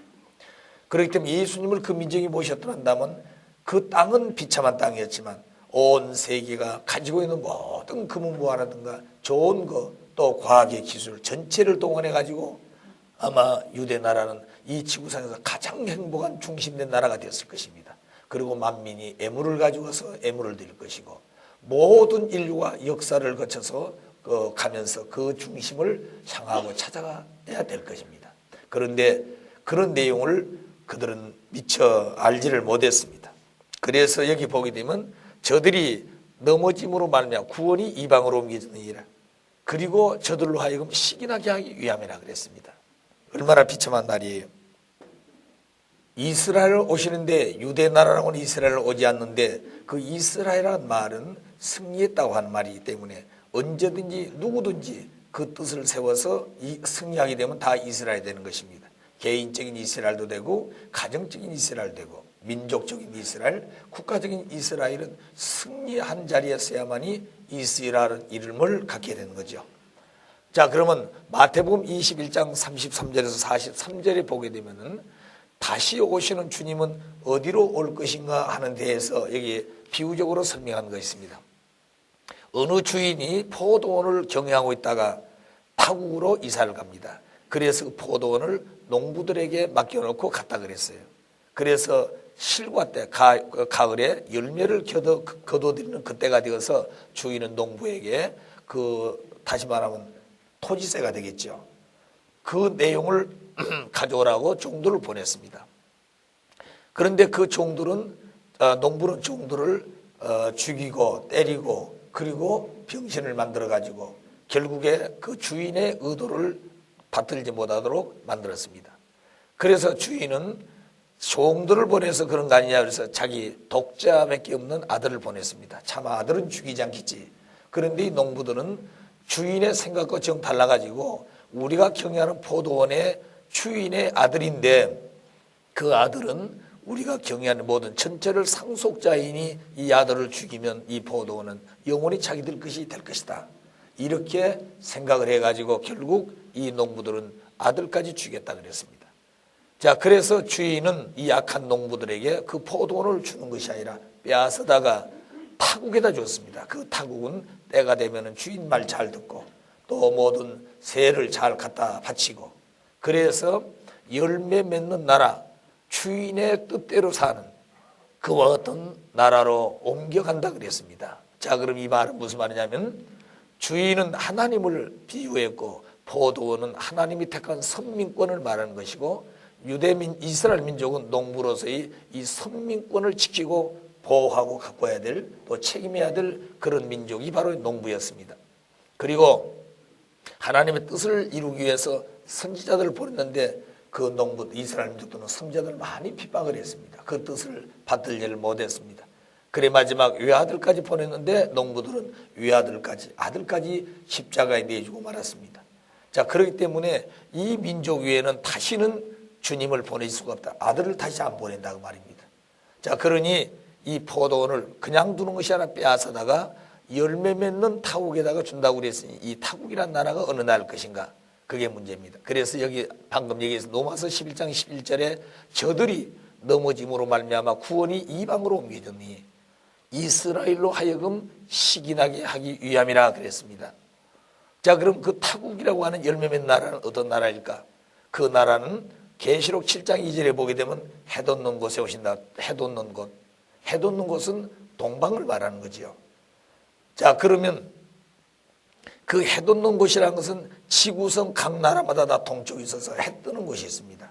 오시는 분은 한 분이기 때문에 나라 중심한 것이 아니라 이 지구상 전체를 놓고 동방, 그 해 돋는 곳을 의미하는데, 그 해 돋는 곳에 계시록 7장 4절에 보게 되면 14만 4천 무리가 올라와서 해 돋는 곳에서 이마에 인을 치고 있더라 그랬습니다. 그런데 그 인 맞는 가운데 계시록 14장 1절에 보면 어린 양이 섰더라 그랬습니다. 자, 이 말은 무슨 말? 해 돋는 곳에서 천사가 올라오더니 14만 4천 무리 이마에 인을 치고 있고, 그 인 맞는 14만 4천 무리 가운데 어린 양이 있었단 말은 곧 어린 양은 해 돋는 곳에서 오신다 그 말입니다. 따라서 이 해 돋는 곳 동방이라고 하는 것은 지구성 전체를 놓고 의미하니, 이 지구성 전체의 동방이라고 하는 것은 자고로 동양 삼국을 말합니다.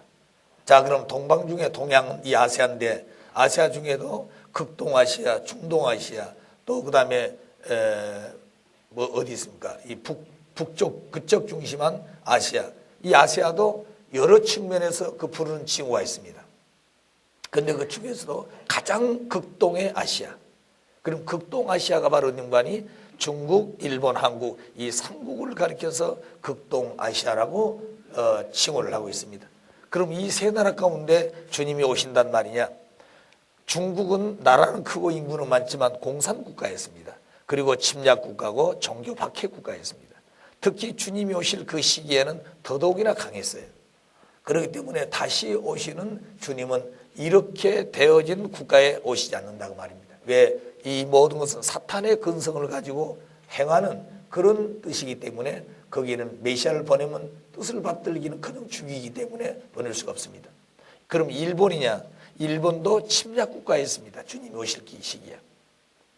종교 박해 국가였습니다. 그렇기 때문에 이 나라에는 메시아가 오실 수가 없습니다. 자, 지금은 아시아에서 가장 경제 대국이고 세계에서도 선진국에 들어가는 오늘 일본에 되어 있지만, 그런 나라라고 해가지고 메시아가 오는 건 아니다 그 말입니다.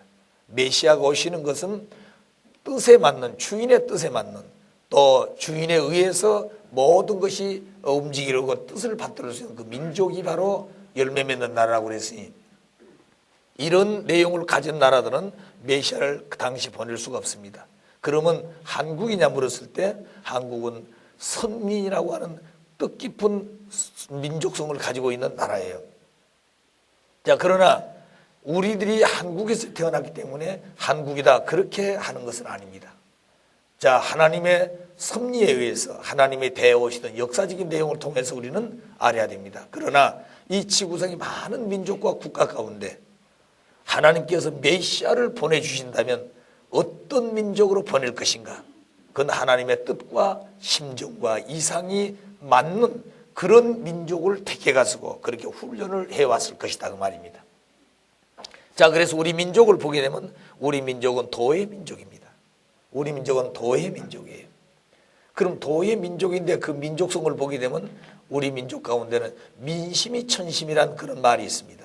다시 말하면 백성의 마음이 하나님의 마음이다, 하늘 마음이다 그 말입니다. 그래서 민심이 천심인데 그 민심의 중심이 바로 뭐냐? 경천애인 사상이라고, 다시 말하면 하늘을 공경하고 사람을 사랑하는 사상이 우리 민족의 중심 사상이었습니다. 그 마음은 하나님의 마음과 같은 것이에요. 그래서 성경에 보게 되면 많은 유대 관원들이 예수님을 찾아와 가지고 우리가 어떻게 하는 것이 선하게 사는 거냐고 물었습니다. 그때 예수님께서는 뭐라고 그랬습니까? 내 마음과 뜻과 성품을 다해서 주 여호와 하나님을 사랑하는 것이 첫째 계명이고, 두 번째는 그와 같은 마음으로 이웃을 사랑하는 것이 두 번째 계명이니라. 그 위에는 없다고 그랬습니다. 자, 그러니까 가장 중요한 것이 뭐냐면 하늘도 하나님을 공경하고 사람을 사랑하는 것. 이 이상 귀한 사상이 없는 것이에요. 그렇기 때문에 우리 민족의 사상은 하늘로부터 주신 사상인데, 그것이 일찍부터 우리 민족의 중심 사상으로 왔던 것이 경천애인 사상이었다. 그 다음에 광명사상, 그 말은 평화의 사상입니다. 우리 민족은 전쟁을 좋아하지 않는 민족이었어요. 언제든지 평화를 숭상했고, 그리고 주기를 좋아했고, 그리고 화목하고 하나 되기를 원했지, 갈라지고 뺏고 투쟁하고 피흘리는 그런 역사를 원치 않은 것이 지구상의 유일한 우리 민족의 역사였습니다. 그렇기 때문에 이 조그만 반도 같은 나라였지만 이 민족에는 과거에 930여의 외세 또는 내란의 많은 어려움과 피 흘린 역사가 있습니다. 그렇지만 한 번도 우리 민족이 동기가 되어가지고 전쟁이 됐거나 남을 쳐본 역사가 없어요. 그렇기 때문에 우리 민족이 싸우는 것은 외세에서 침범 올 때 그들을 막고 우리 민족을 보호하기 위해서 전쟁을 하고 그리고 준비를 했지 전쟁하기 위해 준비한 적은 없었다고 말입니다. 자, 그건 뭐냐면 하나님의 마음 같아서 그렇습니다. 자, 그래서 우리 민족은 광명사상, 그 평화의 사상을 가지고 있는 유일한 민족이었다. 그 다음에 홍익인간 사상은 지금까지 많은 사람들은 자기 가족, 자기 민족, 자기 국가를 넘을 수 있는 그런 사상을 못 갖고 있습니다. 그런데 우리 민족의 사상은 유일하게 국가를 넘을 수 있고 민족도 넘을 수 있고 그리고 어떤 종교나 그런 어떤 지구상의 문화를 다 초월할 수 있는 넓고 어딘지 이롭게 씌워질 수 있는 그런 홍익인간 사상을 가지고 있는 것이 우리 민족 정신이었습니다. 그게 바로 하나님의 정신이에요. 자, 그렇기 때문에 우리 민족의 마음 가운데 자리 잡고 있는 이 세 가지의 사상은 곧 하나님의 정신이요 사상이었던 것입니다. 따라서 우리 민족의 사상 가운데 가장 중요한 것은 효, 우리 민족의 중심 사상은 첫째가 효였습니다. 효라고 하는 것은 천리의 법도가 부모와 자식의 관계입니다. 그래서 부모님께서 말씀하듯이 천지의 근본법도가 뭐냐고 하늘 앞에 참 간과 기도했을 때 그 답은 부자의 법도라 그런다 그랬습니다. 그렇기 때문에 온 우주 천주의 근본법이 뭐냐? 부모와 자식의 관계요. 그 부모와 자식이 지켜야 될 도리와 법이 있다고 말입니다. 따라서 부자의 관계 속에 세워야 될 가장 중심 것이 무엇일까? 그게 효라고 하는 것입니다. 그래서 하나님이 본체이시고 인간이 하나님을 닮아서 본체가 된다면 부모와 자식의 그 본체와 본체의 흐름 속에 관계를 맺는 것은 효가 중심인 것입니다. 그리고 그 효의 뿌리는 심정이 동기가 되기 때문에 언제든지 그리워지고 효를 하고도 부족하고 더 하고 싶고 그리고 그 터전 위에 어떤 희생을 치르더라도 감사하고 기뻐하는 마음이 바로 같은 심정을 바탕으로 한 효의 생활이요 사랑의 생활인 것을 우리는 알고 있습니다. 그렇기 때문에 대한민국에 보게 되면 시골 과거에 골짜기마다 가면 효자, 효녀비가 없는 것이 거의 없을 정도로 우리 민족에는 하늘의 뜻을 따라서 오신 주님을 모실 수 있는 그런 효의 정신이 우리 민족 가운데는 깊이 흐르고 있었다고 하는 얘기입니다. 그리고 장자권이 우리 민족 사상의 또 중심의 내용이 되어 있습니다. 왜 장자권이 중요한 것이냐? 에덴 동산 하나님이 창조하셨던 그 중심 인물은 바로 아담인데 그 아담은 하나님 앞에 장자였습니다. 그 장자는 상속권을 가질 수 있고 부모를 대신할 수 있는 자리죠. 그리고 모든 가족을 이끌고 가족의 동생들을 다 부모 대신 지키고 보호해야 될 책임이 장자권에 있는 것입니다. 그래서 장자라고 하는 자리는 모두 전체의 가정을 대표한 자리이기 때문에 모두가 다 장자를 보호하고 귀히 여기지요. 그런데 우리 민족은 그런 정신을 가지고 있었다고 말입니다. 우리가 한 예를 들어서 10월이 되어지면 자기 조상들의 선조들의 무덤에 가서 모든 그 후손들이 가서 제사 드릴 때가 있습니다. 그걸 우리 한국에서는 시제라고 그러죠. 그때 가보게 되면 그 혈족으로 말미암아 살고 있는 모든 후손들은 다 옵니다. 그때는. 그러면 나이가 많으신 분도 있고 나이가 적은 분도 있습니다. 근데 마지막 제를 차리고 절을 할 때는 순서가 있다는 거죠. 그 순서가 바로 뭐냐? 아무리 나이가 많으시더라도 앞에 못 서는 것입니다. 그러나 나이가 어리다 할지라도 장자의 그 계통을 이으는 후손은 제일 선두에 서는 거예요. 그렇기 때문에 나이가 어리라고 해서 제일 뒤에 선 것이 아니라 장자의 그 핏줄을 장자의 후손이 누구냐? 거기서부터 쭉 서간다고 말입니다.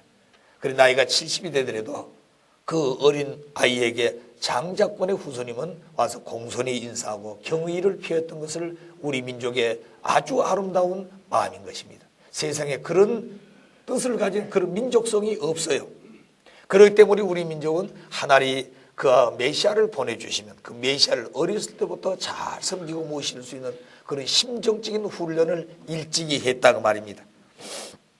그래서 그 메시아 대신 참부모가 오셔가지고 이 땅의 원리를 선포할 때 그 원리의 핵심도 바로 이 장자권에 대한 중요성을 말씀하지요. 그러니까 이미 우리는 그런 내용과 뜻을 알고 그런 가치적인 생활을 했기 때문에 장자권 그런 벌써 느낀다고 말입니다. 더 이상 설명하지 않아도 알게 되어 있는 거예요. 효자 효녀 알게 되어 있다고 말입니다. 자, 그래서 효와 장자권 그리고 더 나아가서는 이 효와 장자권을 지키고 보호할 수 있는 울타리가 된 가정이 소중했다고 말입니다. 이미 말씀했듯이 가정은 구성 요건이 있는 것입니다. 부모가 계시고 부부가 있고 그리고 아들, 딸이 있습니다. 그 아들, 딸들이 손자, 손녀가 될 수 있고 그렇다면 부모는 할아버지, 할머니의 자리에 나가게 되죠. 그래서 이 분들이 가정의 구성 요원이에요.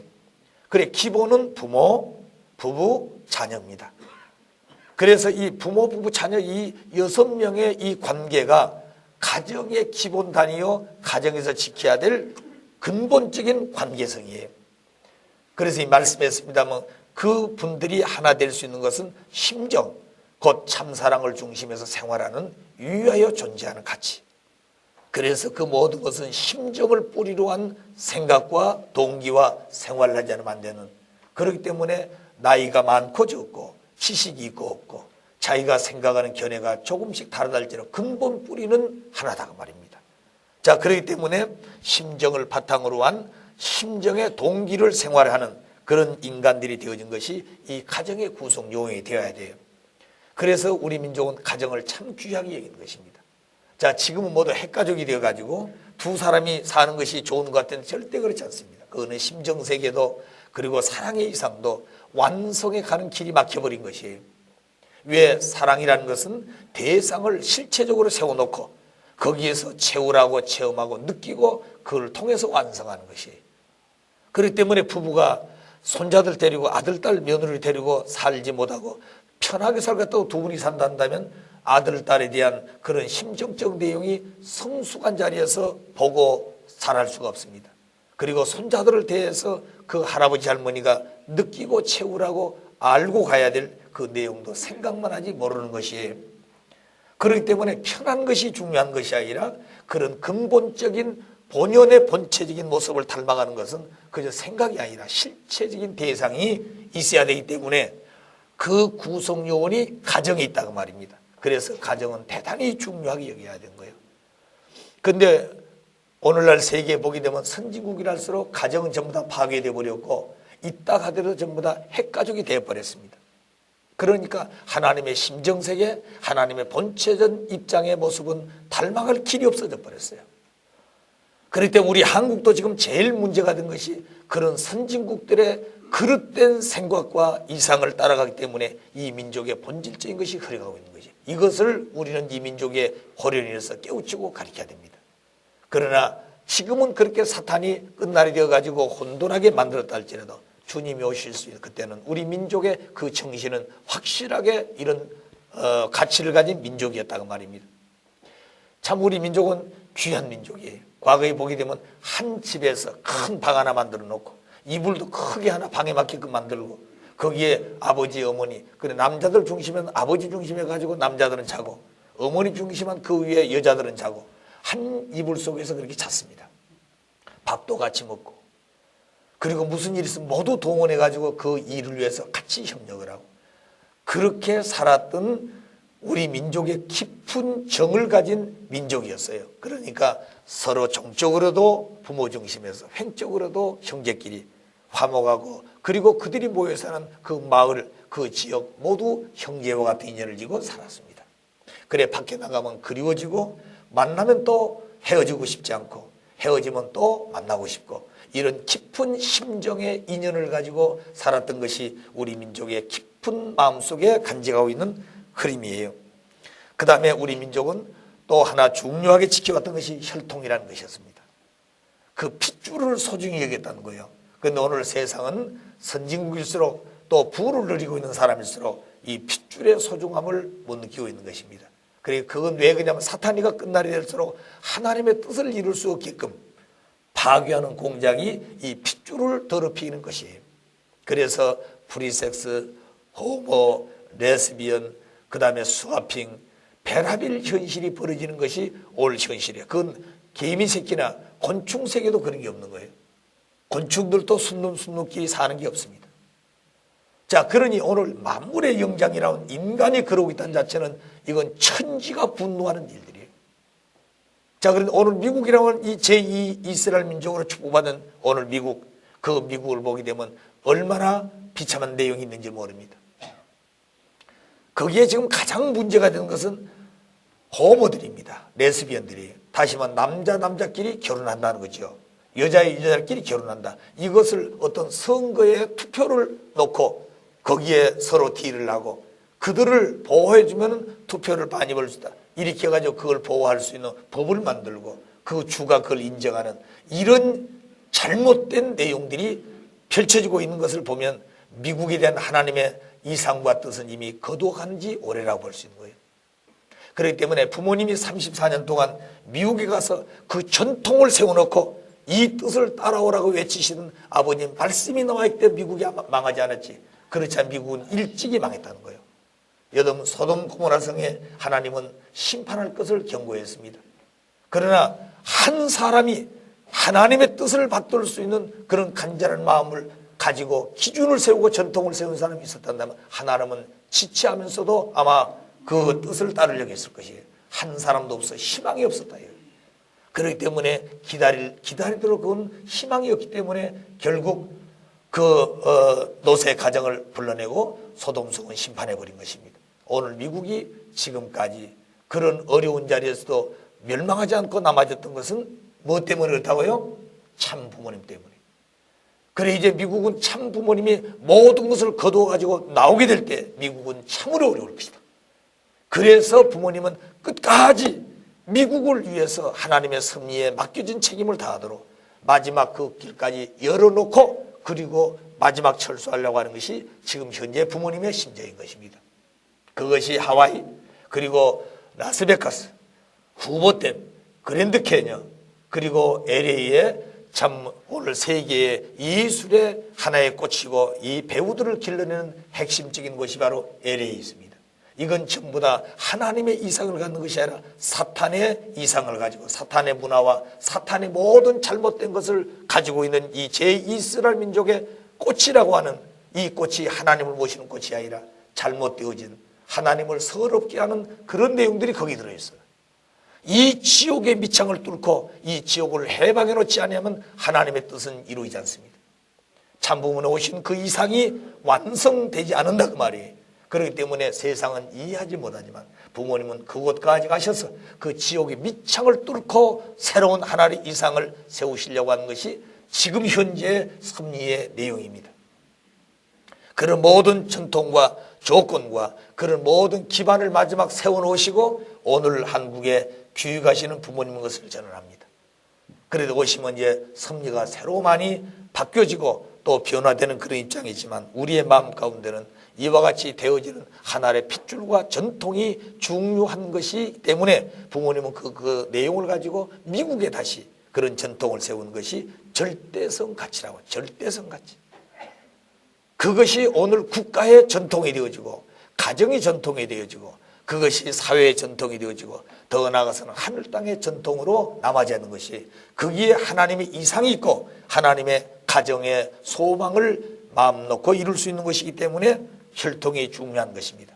그래 과거에 일제치하에 우리 민족이 있을 때 사탄 편에서는 일본은 제일 하나님이 좋아하는 핏줄을 더럽히는 것이. 그렇기 때문에 청소년 어린 아이들을 데려다가 강제노동시키고 그리고 그 생식기를 자르고 쥐를 자르고 그리고 여자들을 데려다가 정신대를 만들어서 비참한 역사를 만들었다는 거예요. 자, 이런 모든 것들은 하나님이 원하는 핏줄과 가정과 부자와 이 횡적인 심정적 관계를 다 파괴해버렸다. 그렇지만 그런 민족의 뿌리와 깊은 내용은 가지고 있기 때문에 하나는 이 민족을 찾아오셨었다. 자, 그래서 우리 민족은 고귀한 혈통을 가지고 있는, 특별히 족보를 가지고 있는 민족이라고 말입니다. 세상에 개 새끼도 그 민족을, 그 국가에 대표하는 개는 혈통이 있는 것이에요. 그래, 거기는 족보가 있다, 그들도. 그럼 동물 세계도 그와 같은 핏줄을 소중히 여기는 혈통의 족보가 있는데, 만물의 영장인 인간이 그런 족보가 없이 마음대로 이 남자 이 여자 둘이 살다가 아들 딸 낳고 기분 나쁘면 또 이 남자는 저 여자하고 또 이 여자는 이 남자하고 이렇게 해서 3번만 건너가게 되면 어떻게 되겠습니까? 거기에 대해 나타나는 아들 딸들은 얼마나 비참해진다 이 말입니다. 자, 이런 걸 바라보게 되면 오늘 세계는 시간이 흐르면을수록 비참한 결과밖에 없는 것이다. 이것을 빨리 수습하면 수습할수록 하나님의 기쁨과 소망찬 세계가 올 것인데, 그렇지 못하게 되면 이 세상은 망할 수밖에 없는 것이다. 자, 이런 내용을 놓고 볼 때 하나님이 보내실 수 있는 그 메시아가 오신 나라는 이와 같은 내용을 갖추고 있는 민족이어야 되기 때문에, 그 민족은 우리 한민족이 어느 민족보다도 깊고 높고 또 무엇인지 포용할 수 있는 그런 뜻과 이상을 가지고 있는 민족이었다. 그러면서도 우리 민족은 민족의 백성의 수는 적었지만 우리 민족은 굉장히 강한 힘을 가졌고, 그리고 단일 민족이기 때문에 대단히 뭉친 응집력이 강했습니다. 만일 중국 같은 나라에 주님 오신다면 벌써 거기는 50여 개의 소수민족이 있고 언어만 해도 수백 개가 있다 이 말입니다. 그걸 통합해 가지고 하나만 다면 아마 일생을 해도 어려울 것이에요. 또 하나님의 당하신 심정적 고통, 서럽고 눈물겨운 사인들 해원하기 위해서 말씀 속에 오신 분은 틀림없이 가르쳐 줄 건데, 그 뜻을 설명해도 잘 모른다는 거지요. 오늘 미국 아무리가 설명이 잘 모릅니다. 심정세계 그런 거는 벌써 느끼고 깨닫는 거예요. 그런데 오늘 서양의 영어를 중심해 가지고 세계가 되어진 그 삶 속에 있는 백성을 보게 되면 심정 그 표현한 말이 없어요. 그러니까 핫 그러지. 심장으로 표현한다고 말입니다. 그 심장과 심정이 같습니까? 정과 심정도 다르는데.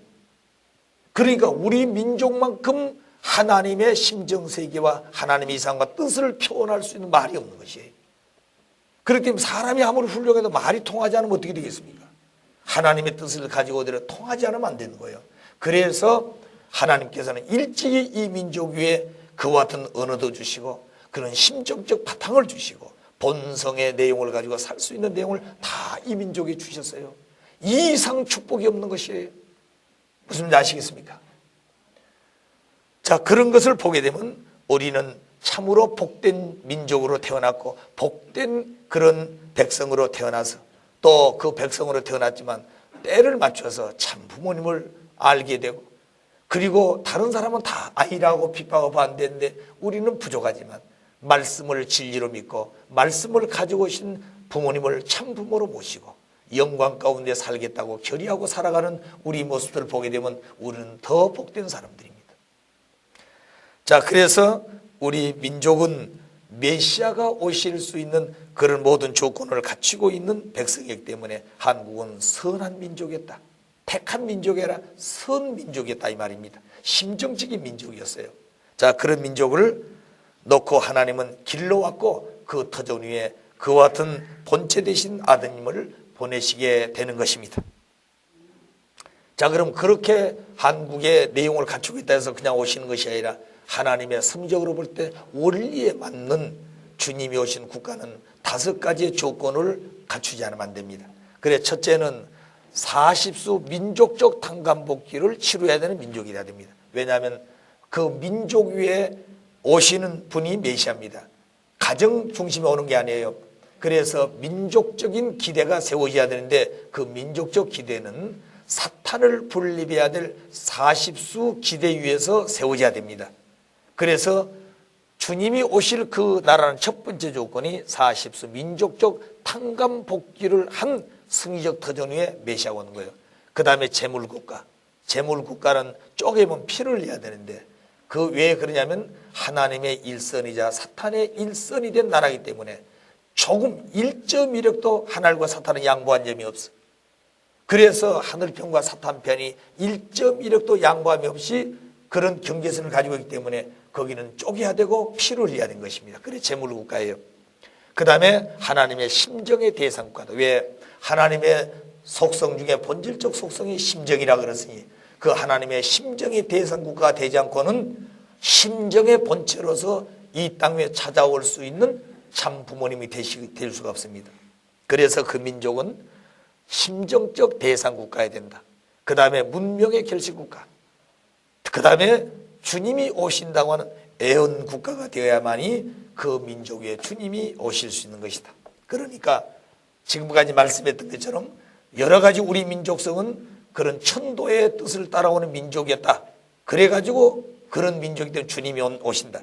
그렇게도 말씀할 수 있겠지만 그 주님은 온 인류를 위해서 역사를 대표해서 오시기 때문에 과거, 현재, 미래를 책임지고 오시는 그런 승리적인 기대를 세워야 되기 때문에 우리 민족이 갖춰야 되는 것만이 아니라 온 세계가 그 뜻을 받들어서 그러기 때문에 한국에 주님이 오실 수 있겠구나 이렇게 생각할 수 있어야 된다고 말입니다. 자, 그래서 그 내용을 이제 하나를 생각해 보십시다. 첫째, 40수 민족적 단감복귀 노정. 자, 제1 이스라엘 민족이 유대민족이었습니다. 그 이스라엘 민족 위에 선민으로 택해가지고 하나님 메시아를 보낼 훈련을 시켰어요. 그래서 그들은 아브라함이 재물을 실수해가지고 애굽에 가서 사탄을 분립하고 그리고 벌에 대한 형벌을 받고 그리고 믿음을 세워가지고 다시 돌아오는 거죠. 그 애굽 고역에 400년을 거쳐가지고 메시아를 모실 수 있는 그런 출애굽을 하게 됩니다.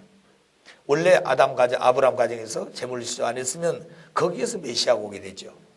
자, 그런데 비로소 그 후손들이 애굽 고역을 400년 승리하고 남으로 말미암아 비로소 그들은 출애굽을 해서 이스라엘의 형태인 유대 나라를 만들어 가지고 메시아를 보냈습니다.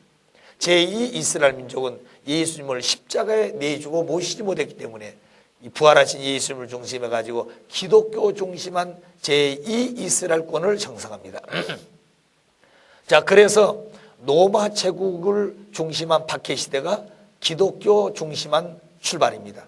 그렇기 때문에 아브라함이 재물을 실수해 가지고 하나님의 뜻대로 세우지 못해서 이삭 야곱까지 거쳐와 가지고 그래서 야곱의 12자식과 70문 가족이 애굽에 가서 고역설을 시작하지요. 예수님을 영육 아울러서 실체 제물로 드리고 하나님의 아들로 섬겨 모실 수 있는 기대를 세우지 못해 가지고 십자가에 내줬기 때문에 그 제자들은 실체 주님을 모시지 못했습니다. 그래서 영적으로 부활하신 예수님을 모시고 출발했던 것이 기독교 역사예요. 그래서 제2 이스라엘 민족이라고 하는 자리에 세워서 기독교 중심한 섬인데 그 민족이 오늘 미국이라고 하는 나라인 것입니다. 자, 그래서 제2 이스라엘 민족이 된 기독교는 로마에 가서 400년 로마 제국 박해를 받고 승리하고 나오는 거예요. 자, 이와 마찬가지로 제3 이스라엘 민족이 한국이란다면 한국도 40수에 해당하는 민족적으로 탕감을 치러야 되는 것이 그게 바로 일제 치하의 40년입니다. 그게 1905년부터 1945년까지.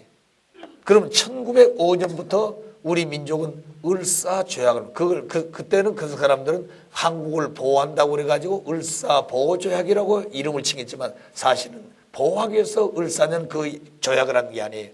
우리 민족을 자기들 속국으로 자기들이 대륙을 점령하기 위해서 징검다로 삼기 위해서 이미 그런 내심을 품고 그렇게 했다고 말입니다. 그래서 1910년이 됐을 때 한일 합당을 하죠. 본격적으로 우리 민족을 자기들 주관하에 통치하기 위해서 모든 제도도 바꾸고 그렇게 합니다. 그래서 모든 사람들은 우리 민족은 일제 36년이라고 그러면 절대 그렇지 않습니다. 36년이 아니라 이미 40년이나 그 이전부터 이미 그들을 마음속에는 있었다고 말입니다. 그래서 우리 민족이 40년 박해를 당했을 때 이 박해는 지금까지 역사 속에 박해당해왔던 로마제국 박해 시대, 애굽 고역 시대 400년 거기에 못지않는 그런 탕감을 치르는 민족이에요. 비록 연수는 40년밖에 안 되지만 그렇기 때문에 언어도 빼앗아가고 글도 빼앗아가고 가족의 모든 내용도 뿔뿔이 흩어지고 부모 자식 가운데 피 흘린 역사를 보면서도 그 부모가 자식을 지키지 못하고 자식이 부모가 죽어가는 것을 보고 붙들지 못했던 불쌍한 민족이에요. 또 딸이 정신대로 끌려가는 걸 보면서 아버지 어머니를 불러도 보호할 수 없었고, 또 그리고 자식들이 강제로 끌려가면서도 아버지 어머니 부르도 그 부모가 그를 지켜줄 수 없었어. 그것이 나라 없는 서름이요 국토를 갖지 못한 백성이에요. 자, 그런 처절한 민족을 우리 민족 마음속에 혈관 속에는 느끼고 채우라고 왔습니다. 자, 그래서 1905년부터 1945년 40년 노정을 거친 우리 민족은 해방이 됩니다.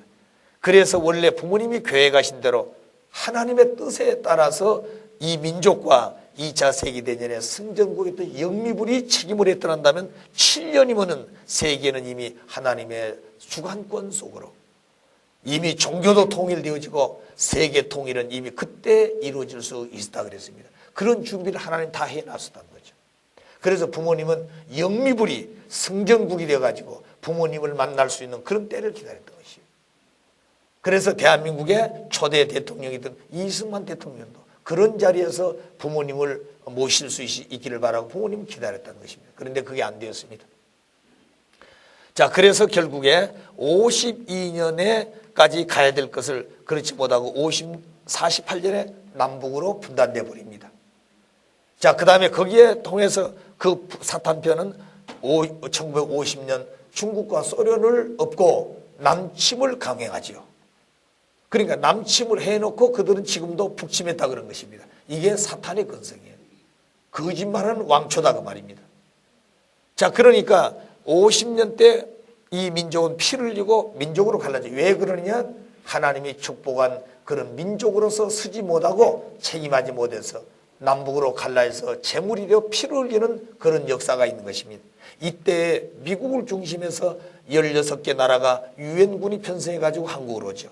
그때 만일 소련이 거부를 했다면 그 16개 나라 평화군이 한국에 올 수가 없습니다. 그런데 그때 그 소련은 거기에 동참을 안 했다는 거예요.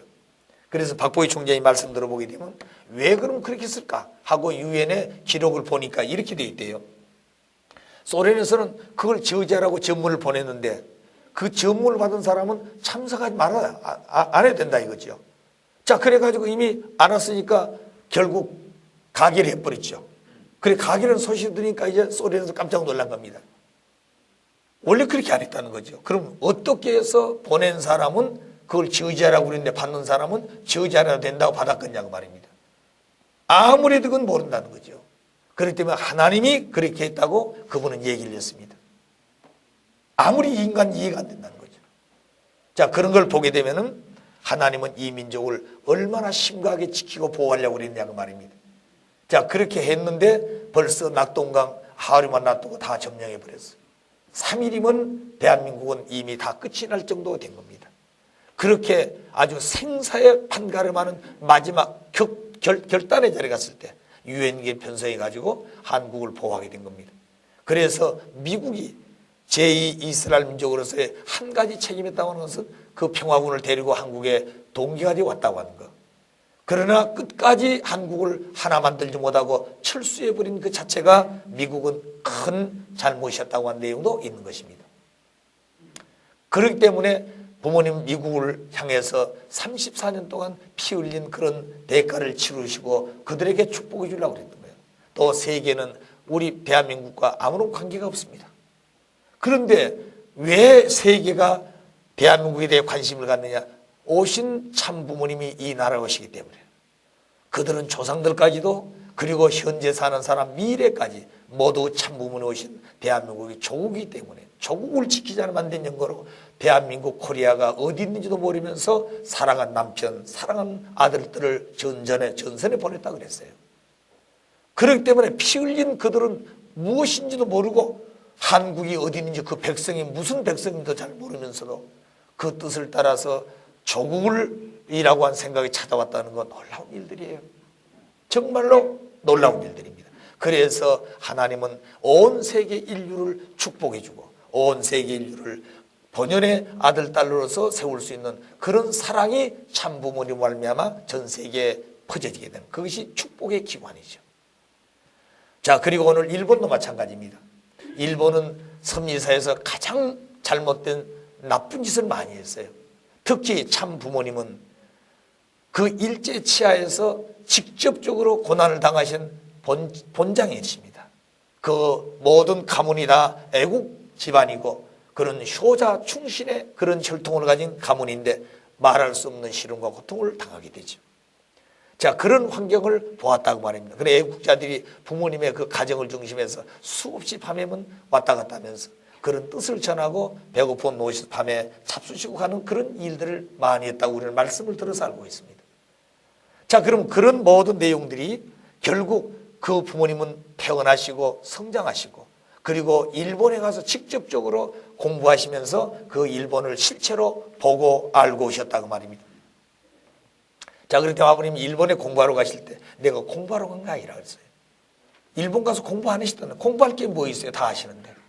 그래서 일본을 알기 위해서 갔는데 일본을 아는 길은 가장 비참한 자리에 가가지고 사탄 세계 누구도 하지 못한 일을 해 나온 승리적 기반을 세워야 된 것입니다. 육체적으로 이 일을 놓고도 사상적으로 논쟁을 하더라도 그러나 제일 어렵고 힘드는 것이 여자들의 유혹인 것입니다.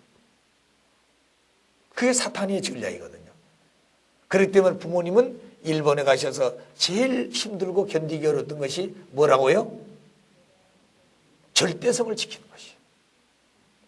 그렇게 말씀하면 자물쇠를 2개, 3개 잠궈 놨는데 그걸 끌어버리고 들어와가지고 그리고 유혹하는 그런 비참상.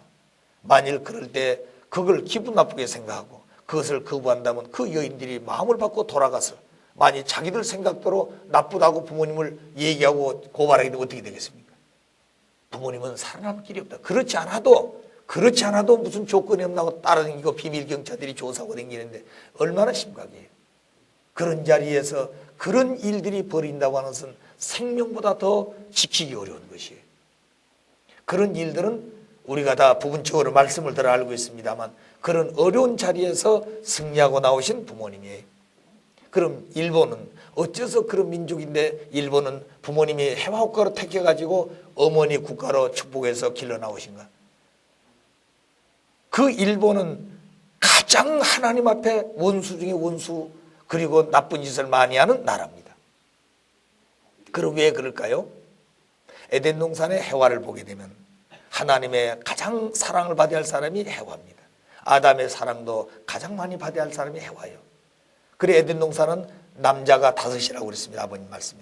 하나님, 아담, 세 천사장. 여자는 하나밖에 없어요. 그렇기 때문에 모든 그 남성적 존재들이 사랑할 수 있는 대상은 여자 해와밖에 없었다는 거예요. 그런데 이 해와가 가장 사랑받아야 할 존재인데 가장 뭐가 되어버렸어요? 원수 중에 원수가 됐다. 사랑의 원수가 되어버렸다 이 말입니다.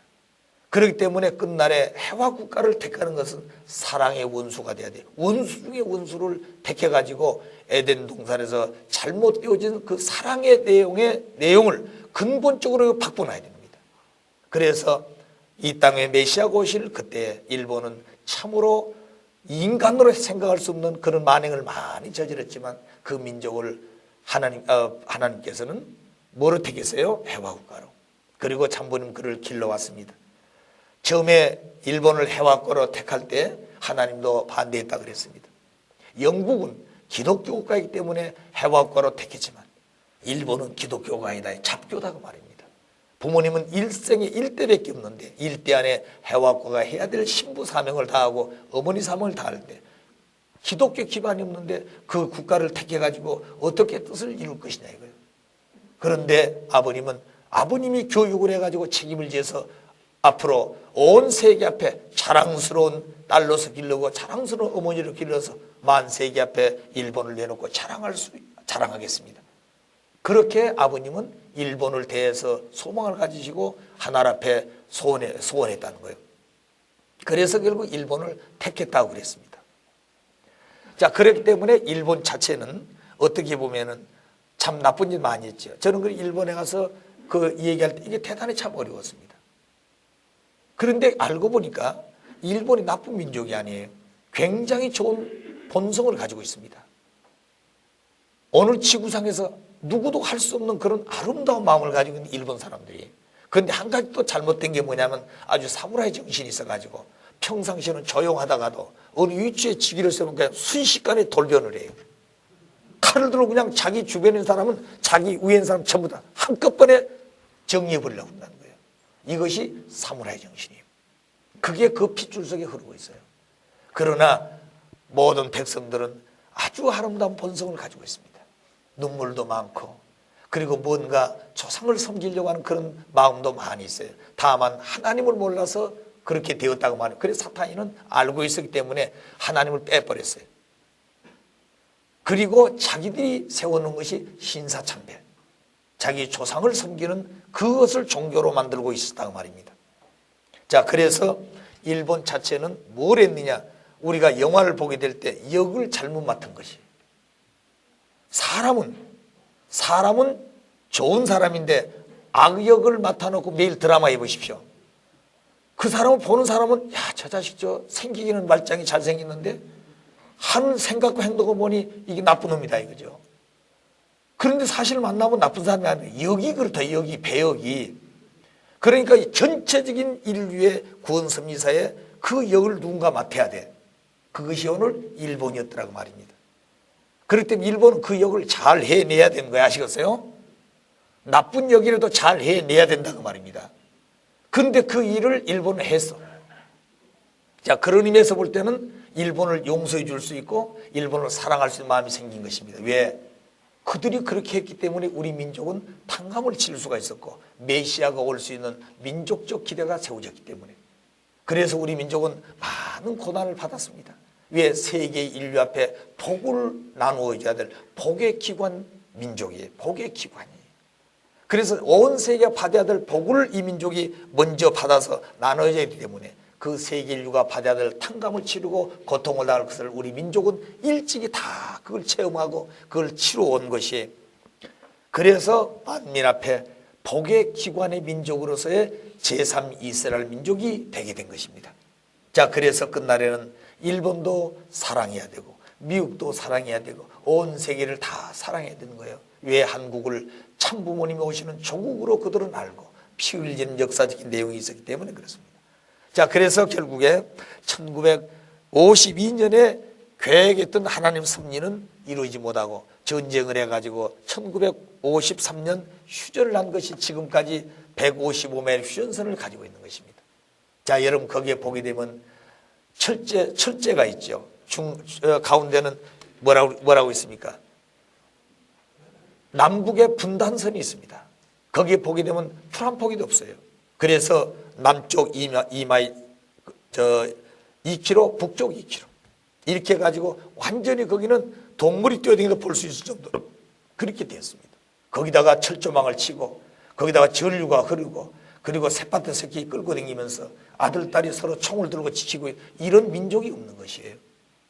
여기에 철조망이 거둬지고 여기에 총뿌리를 내려놓게 되면 오늘 온 세계는 통일의 이상과 평화의 이상이 이루어지게 된 것입니다. 그렇기 때문에 한국은 그런 깊은 내용을 가지고 있는 민족이에요. 그래서 1945년부터 다시 40도종을 탕감을 치르는데 그게 1985년까지입니다. 그래서 그 기간 안에 부모님은 미국에 가셔가지고 참으로 모든 생명을 거시고 싸움을 하시는 거죠.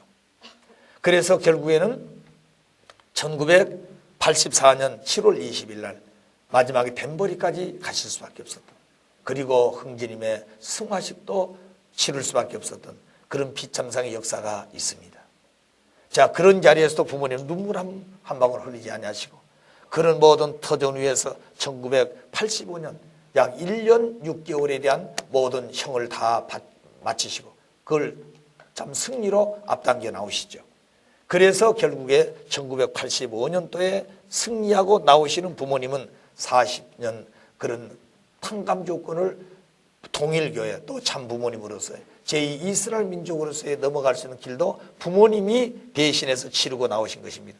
그리고 88 올림픽이 있게 되는데 과거에는 올림픽은 평화의 이상을 가지고 있지만 서로 냉전시대 하나 되지를 못했어요. 소련 중심에서 할 때는 미국 중심에서 자유진영이 가지 못했고 미국을 중심으로 한 소련이 또 오지 않았어요. 이렇게 세계가 냉전의 극치가 되어졌을 때 한반도에서 치르는 이 88 올림픽은 모든 그런 장벽을 다 넘게 했던 것입니다. 그래서 그때 당시 노래가 손에 손을 잡고 장벽을 넘으라고 그랬습니다. 그런데 가장 손을 먼저 잡고 장벽을 넘어야 될 그 나라가 북한인데 북한은 안 왔어. 만일 그때 와가지고 하나 됐더란다 우리 민족은 굉장히 변화된 남북의 이상이 되었을 것입니다. 그러나 그때는 또다시 우리 앞에 올 것이에요. 그러면 그런 내용들이 올 때는 인간의 책임에서 순수하게 오지 않게 되면 탕감을 치르고 시련을 거쳐서 또다시 만나지 않으면 안 될 때가 오는 것입니다. 자, 그래서 1990년 4월 7일 날 부모님은 러시아를 갑니다. 소련, 그때는 소련이죠. 저도 그때 부모님을 모시고 부모님이 계시는 그 아주 영빈관이 있습니다. 세계 정상급들이 오면은 그분들만 모시는 그런 특별한 호텔이 있어요. 거기에 부모님을 모시고 있었습니다. 자, 그럼 그때 있을 때 그 상황을 저는 잘 보고 왔어요.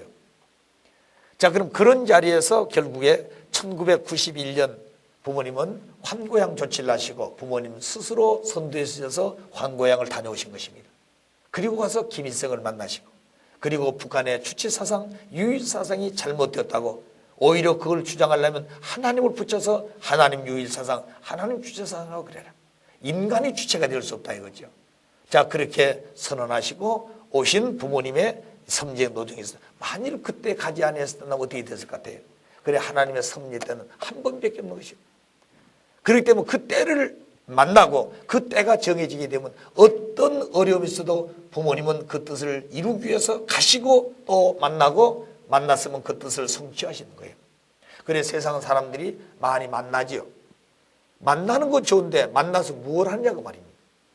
뭘 하시냐고 말이에요. 뭐 진지 한번 잡수시고 대화 하나 하고 환담하는 거? 부모님의 가시는 길은 그런 만남의 목적이 아니에요. 근본을 가르쳐주고 근본의 뜻을 찾아 세워 나오시는 것이 부모님께서 만나시는 그 정상의 뜻이 계신 것입니다. 자, 그래서 92년도에 아시겠어요? 92년도에 비로소 참 부모님은 참 어머님을 중심에 가지고 새 여성 시대를 선포하시고 세계 평화 여성연합을 창설하시면서 참 어머님을 거기에 모든 책임을 지시는 그런 자리에 총재로 세우신 것입니다. 자, 그럼 그런 여성 시대가 도래하면서 어머님을 중심해서 전국적으로 전 세계적으로 메시아 선포하는 말씀을 합니다. 그래가지고 1993년에 한국에서 이미 7월 3일이라고 저는 기억하고 있습니다. 세계 일보에 옛날 그 강당이 있었습니다. 아침 새벽에 간부들을 모이라고 하시고 그때 아버님이 나오셔서 칠판에다가 뭘 쓰는 거 아니?